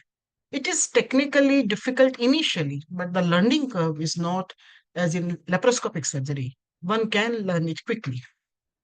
And it's better to perform and practice opening the retroperitoneum in gynecological hysterectomies where we just cut the uterovesical peritoneum and push the bladder down, and then we make the uterus standing and just apply the clamp at the level of internal os.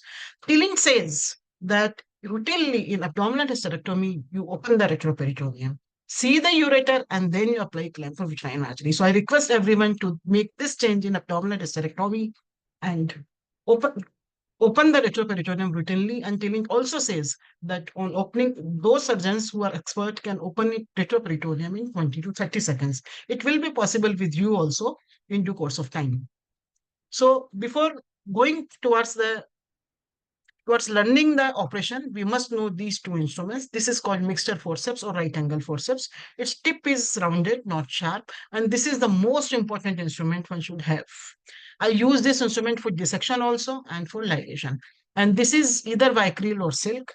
You have to make your thread double like this. When you're performing the operation and you ask your nursing staff, you give me silk or vicryl, they will give a single silk like as usual in all surgeries. That will not serve the purpose. You have to show her that you have to make the thread like this.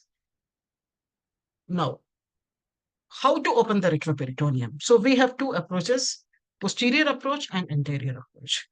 I usually perform anterior approach, and anterior approach is easy for every obstetrician. For the posterior approach, we have to palpate the sacral promontory and open the retroperitoneum 2 centimeter lateral and 2 centimeter below the lateral end of the sacral promontory on both the sides. You just lift it with a forceps and then cut the peritoneum. And it will be done on both sides. And for anterior approach, for any approach, we have two situations. One situation where we have already removed the uterus, still there is we are having bleeding in the peritoneal cavity or pelvic cavity, and for that reason we have to perform internal iliac ligation. Or second situation is that we are about to save the uterus and we are performing internal iliac ligation. In this case, usually the patient is hemodynamically stable. So how to open the retroperitoneum in those conditions, I'm just telling. So if the uterus is present, then you make a nick in the middle or middle or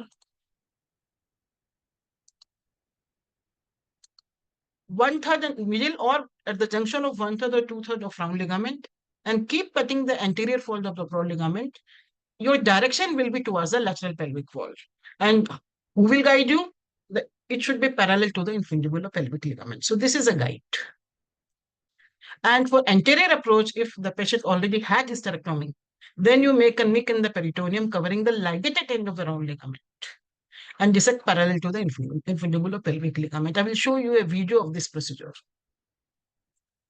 So the direction of dissection is towards the lateral pelvic wall. Who will guide? Infundibular pelvic ligament, because it goes to the lateral pelvic wall. And you just cut around 7 to 8 centimeters of retroperitoneum.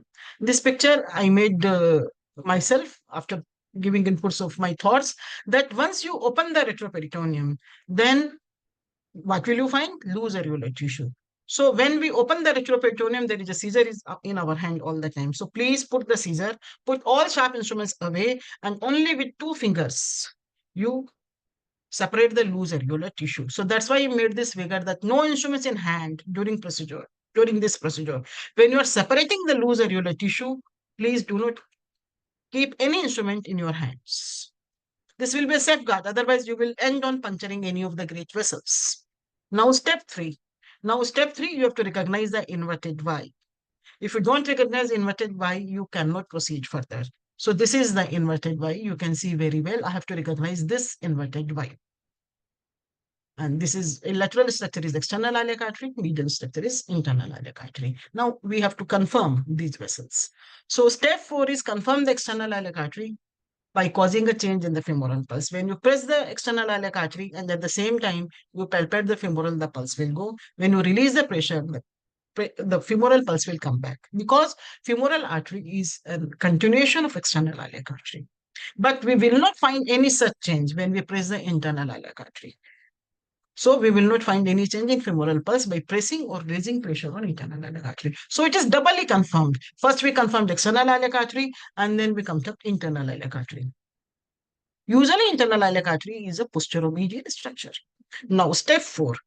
We have recognized the structure that this is internal iliac artery. Now we have to perform the operation. So identify the site of ligation. I'm just going back to the previous. You see, it is such a long structure. So you have to identify one single place where you have to ligate the internal iliac artery. If you go on dissecting throughout the length, then everywhere you have the chance of increasing the injury to the internal iliac vein. So you have to identify this distance. Usually in the pool of blood, we do not see this posterior division. So you ligate the internal iliac artery, but it is given as soon as it is originated. So we usually ligate the internal iliac artery 4 centimeter below the origin from common iliac artery. So this is our point, because by this time the posterior division is already given. And we do dissection only in this limited area. Now, internal iliac artery and internal iliac vein, they are enclosed in a sheath. So we have to make a space between the sheath to pass the mixture forceps below the internal iliac artery. So this is the next step. And I use right angle forceps or mixture for this. This is the instrument. Now, next step is pass the mixture always from lateral to medial. And you should graze the artery, because vein is very thin and arterial wall is thick. So it grazes the artery. The movement is always from lateral to medial, not the reverse, because if we insert it from medial to lateral, then the tip of the mixture forceps will hit the external iliac artery and will puncture it. So now when this has been inserted, you just pull the double thread. And now you will have 2 threads below the internal iliac artery. You just cut the loop of the threads. You have 2 threads and you ligate them 0.5 to 1 centimeter apart. Now, this is common. I'm showing you a model which I made for the, I think you can see this, which I made for the demonstration of anatomy and teaching technique of internal iliac artery. It is patented by Government of India, and I'm showing a video on this. Since this is a PG class, so students will be benefited by this. This is internal iliac artery is a retroperitoneal. Sir, is the sound coming? Happy, sir? It is Yes, coming. it is audible. Yes, it is audible. And in order to ligate the internal iliac artery, we have to work in the depth of the abdomen. So that's why I have given this appearance of depth. Now thinking this is the abdomen and abdomen opened.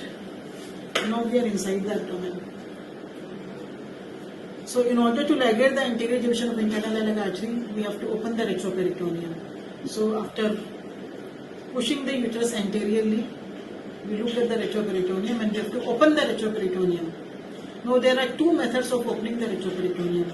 One method is make a nick on the peritoneum 2 cm below and 2 cm lateral to the sacral promontory and enlarge that nick and open the peritoneum. So we will reach the bifurcation of the great vessels, bifurcation of the common iliac artery. And second method is, which is more commonly used by me, is make a nick in the middle of the round ligament in the peritoneum, and then from that nick proceed up to the base of the infundibulopelvic ligament, gently cutting the peritoneum about 7 to 10 centimeter, and then open that retroperitoneum. This can be opened with the uterus being there and even after the uterus is removed. And how to open the retroperitoneum? Once you have opened the retroperitoneum, then there will be two flaps, one medial and one lateral. This is the medial side and this is the lateral side, and medial flap always has ureter. So when you do internal iliac artery ligation, never get afraid of ureter, because ureter always remains in the medial flap. And this is the lateral flap. And how to see the structures below the retroperitoneum? You keep all the instruments aside, and just after opening the retroperitoneum, there is loose areolar tissue, so you just separate it with your finger movement without taking any instrument. And then you will see the bifurcation of the common iliac artery. So in order to ligate the internal iliac artery ligation, the first important step is open the retroperitoneum in the vicinity of the great vessels. Second thing is recognize the bifurcation. Unless you recognize this bifurcation, we can't proceed anywhere. This looks like an inverted V, inverted Y. This is common iliac artery. This is showing only one side of the great vessels. This is lateral side. This is medial side. This is common iliac artery. This is external iliac artery, which is later on continued as femoral artery. This is internal iliac artery, and the internal iliac artery, just after its origin, this iliac artery just after its origin gives origin to the posterior division, and the anterior division is continued. We have to ligate the anterior division of the internal iliac artery in order to reduce bleeding from postpartum hemorrhage. So we have recognized the bifurcation. Now we have to recognize which one is internal iliac artery. External iliac artery is a lateral structure and internal iliac artery is a medial structure. When we apply pressure on the external iliac artery and press it, then the femoral pulse will go, because femoral artery is a continuation of the external iliac artery. And when we release this pressure, the femoral pulse will come. So this is how we recognize external iliac artery. When we apply the same pressure on the internal iliac artery, there will be no change in the femoral artery pulsation. So this is how internal iliac artery is confirmed. So we have recognized internal iliac artery.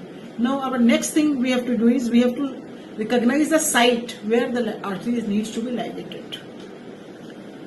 Now how to identify the anterior division? Normally in the pool of blood, this posterior division is not seen. But you see here that this posterior division is given very soon after the origin of the internal iliac artery. And if we measure the distance from here, then see from the bifurcation, within 3 centimeters, this branch of posterior division is given out. So we can safely ligate this anterior division of the internal iliac artery 3 centimeters below the bifurcation. Now in live surgery, how will we identify this? See, if I place my thumb here, then the length of my folded thumb is around 3 centimeters. So I'll just put my thumb here at the beginning of the bifurcation, and around 3 centimeters, this is the place where I can recognize the internal iliac artery needs to be ligated. So now I have identified the site also. Now next is how to do the dissection. Before that, I'll show you this instrument. This is right angle forceps, also called mixture forceps. It is bent at 90 degrees and it has a point, but it is not sharp. I use only this instrument for dissection and for ligation. So how to proceed for dissection?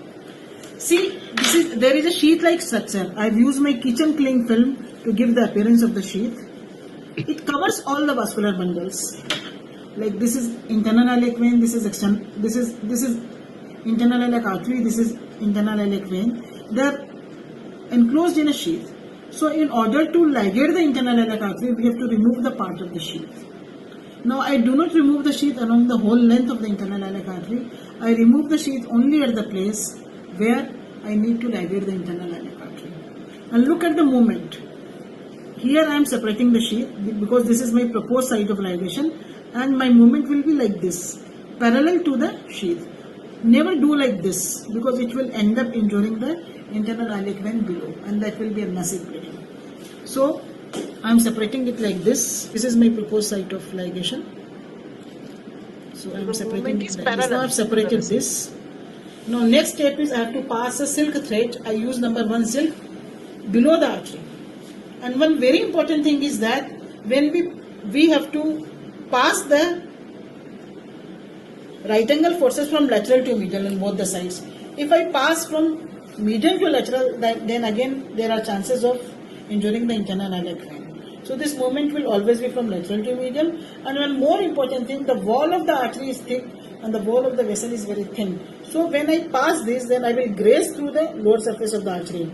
My movement will be against the artery, not towards the vein, because if I make it like this, then I will puncture the vein. So these are 2-3 precautions and important points. Now I will pass this right angle forces at the proposed site of ligation from lateral to medial, and my assistant will show me a silk thread. Look at the thread. This is a silk thread. You can use Number microwave one. also. I made it double, making a loop like this, and my assistant will give this to me. I have already made a place here for ligation, passing the right angle forces from lateral to medial, and gently I will open it, and I will get hold of the loop, and just gently I will come out like this. So basically, with one movement, This you movement are is making very, two very threads gentle. and saving injury on the Now next great step is I will cut this and make 2 threads. Now my assistant will help me in identifying the threads. Yeah, I've done it. This is one thread, and this is another thread. See, this is plain and this is another thread. Now I have to apply 2 ligatures 0.5 to 1 mm apart. So look at the technique of applying ligature. I've Look at the knot taken hold of one ligature. I'm not pulling the artery. If I pull the artery, then it will just get torn and will come in my hand, and there will be massive bleeding. So I'm giving respect to the artery, going up to the superior surface of the artery and just applying knot. This is one turn and this is second 2 turn. turns in the And first I've knot. tied it here. Then very gently I applied the second throw, and again very gently I applied the third throw. Without pulling the artery, I myself cut this. Just without giving any pull on the suture, I'll cut this.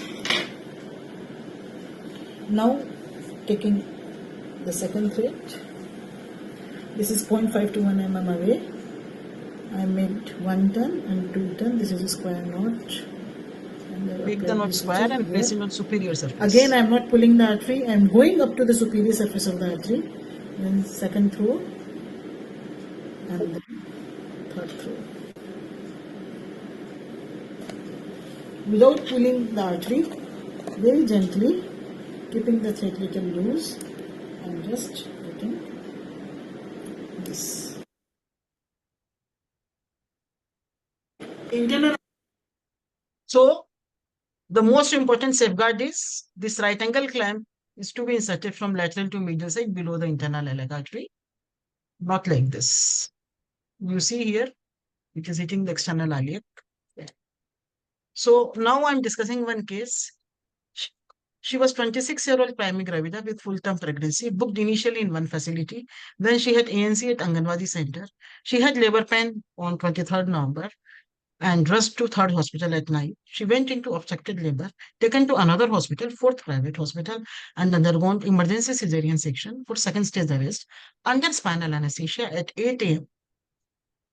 She had an episode of postpartum hemorrhage after 2 hours 15 minutes, 10:15 a.m., which was managed medically. Then she had second episode of PPH at 12:30 p.m. and developed shock. So the doctors took her to emergency OT, and under saddle anesthesia, her left lateral cervical tear repair and posterior wall tip repair was done. That time she was given 1 unit of PRBC and 4 units of PRBC again, and 4 FFP and 2 platelets. The patient was by that time stable. Then again at 7:15 p.m., when the doctor came back from her clinic and saw her, then she was found in shock again. This means 11 hours after her delivery. She was resuscitated and referred to me with 5th unit of PRBC on floor. Thanks God, so much of blood was given, so patient was still alive. When we received the patient, her pulse was 146 per minute and BP was 104/60. Here I would like to say that her BP was not in the range of a shock BP. But when we calculate the shock index, pulse by systolic BP, then you see it is 1.4. So that means that the patient is in shock. So I thought of opening the abdomen immediately. Per abdomen, her uterus was contracted and no significant mass was palpable, and per vagina there was bleeding. I did not waste time, and just immediately after resuscitating and getting her dress changed, we took her to OT, and I opened the abdomen by a longitudinal incision. It is advisable that whenever any complication occurs, then you always open the abdomen by a longitudinal incision. What could I see? There was a huge broad ligament hematoma on the posterior surface extending from the fundus to the wall. And uterine artery was not seen anywhere. So I performed a very quick hysterectomy because this patient was hemodynamically unstable, and later on she had pelvic oozing at different places. So I performed a bilateral internal alligatory operation. I have told you the steps. I've shown you the steps in dummy also. Now you see the live case. This is an unedited video, and just see. This is the round ligament pedicle. Hysterectomy has been done. As I've told you, from the round ligament pedicle, I'm opening the anterior peritoneum. This is basically called retroperitoneum. This is peritoneum of the broad ligament, and going towards the lateral pelvic wall.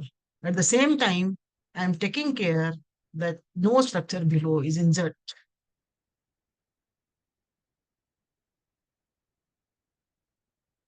Now, you see that when I'm separating the loose areolar tissue, there is no instrument in my hand.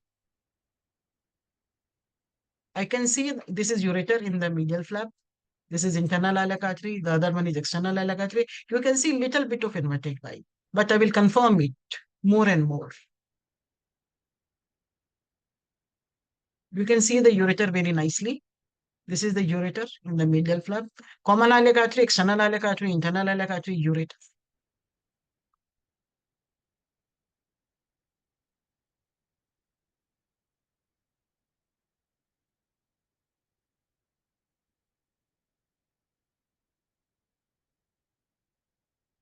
Now inverted Y is very clear. This is external, this is internal, this is common iliac. Now I am pressing the external iliac artery and seeing the change in femoral pulse. Again, I am pressing the internal iliac artery and seeing and perceiving no change in femoral pulse. So doubly confirmed. Now I know that I have to work on this structure. Now look at the movement of my mixture forceps. As I've told in my model, this is parallel to the vessels. And I'm separating the sheath. My assistant is gently cutting the part of the sheath to make a space.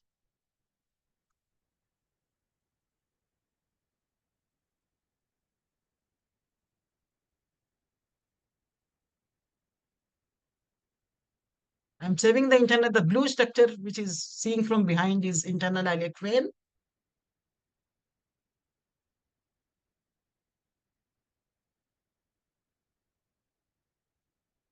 So now a space has been made. Double thread is ready. And I'm inserting the right angle forces from lateral to medial, you see, and save the internal iliac vein below nicely. The loop is already before in hand. It should always be made before in hand. Pull the loop, and in one moment, I will get an advantage of making two threads. The purpose of taking a double thread is this, that you just make one moment of right angle forceps. As I've shown in my model, now I've cut the loop and made two threads.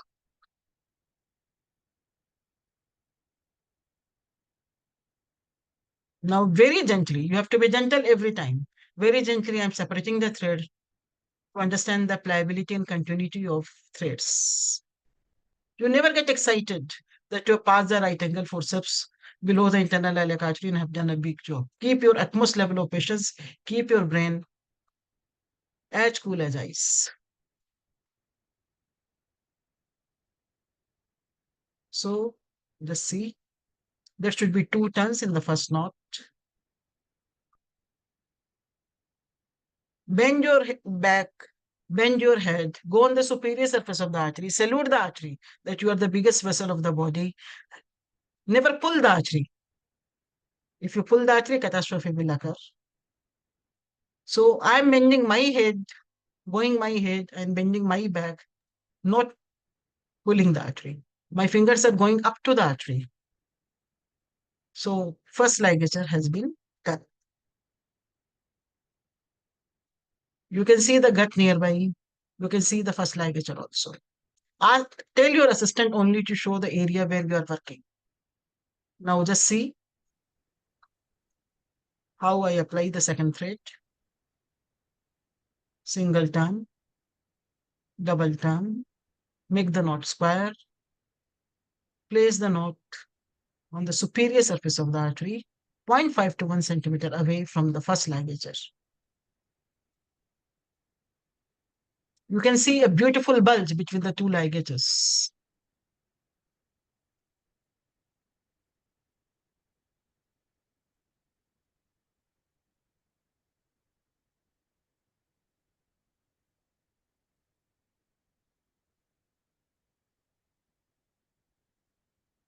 With utmost level of patience, I cut threads myself because I do not like to pull the structures.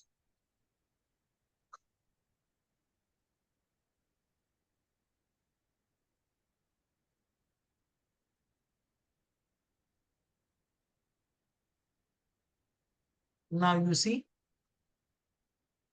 this is internal iliac artery with the ligature. Here is the external iliac artery, and here is the ureter in the medial flap.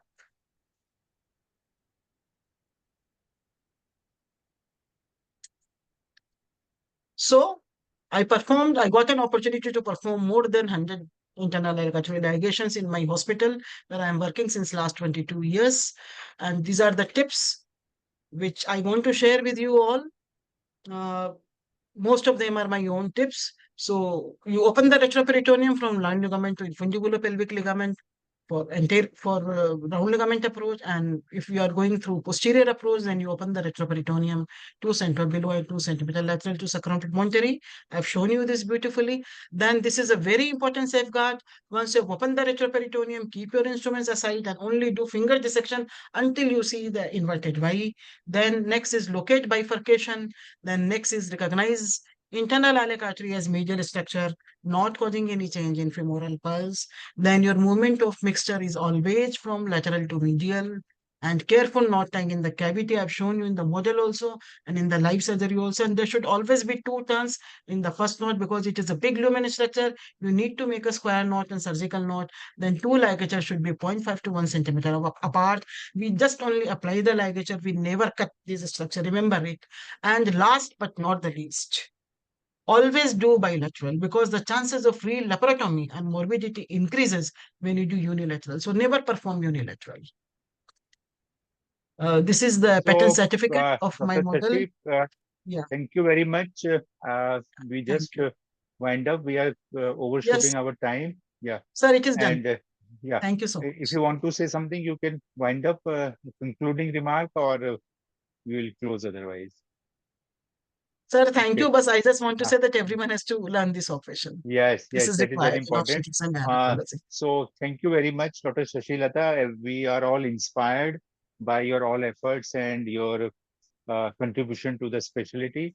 2 more things which I would like to add here. Yes, sir. One is never cut the artery after ligation. Yes, It is yes. not really needed, and one should take a precaution that we should not cut. Usually when we tie 2 ends, we try to cut in between, but here we never cut the artery. Second, which I want to highlight is we are not stopping the blood supply by internal ligation. The pulse pressure in the distal component, it is decreased. So by decreasing the pulse pressure in the artery, we are reducing the amount of blood loss. It works that way, and because simultaneously collaterals will develop, so there will be no compromise in the blood supply. So it is not harmful at whatever you say. Internal artery is not harmful for any tissue, any organ, right? So this also we should keep in mind. So thank you very much. Only in the end, we could not identify. Sorry if someone is from ICOG. We have not able to identify. There are 2 more with the name of speaker. Dr. Sheila Mane is there. Dr. Sheila Mane is madam. We know from the morning she is with us. Anyone else is there from ICOG office? Because it has not been renamed. So sorry if we are missing you anywhere. If Dr. Parag or Dr. Sarita or Dr. Uday or anyone is there from ICOG. Otherwise, Dr. Sheila Mane is here, and since morning, thank you very much, madam, Dr. Ashish sir, Dr. Hafiz, and all other our faculty members. Thank you very much for joining us. Yes, Dr. Vidya Thobi, we acknowledge the presence of Dr. Vidya Thobi, our GC member of ICOG. So thank you, madam, for joining us and for your encouragement also. So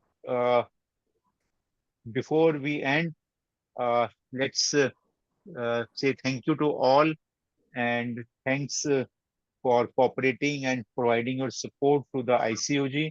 And we hope that we will continue to do this type of activity in future also.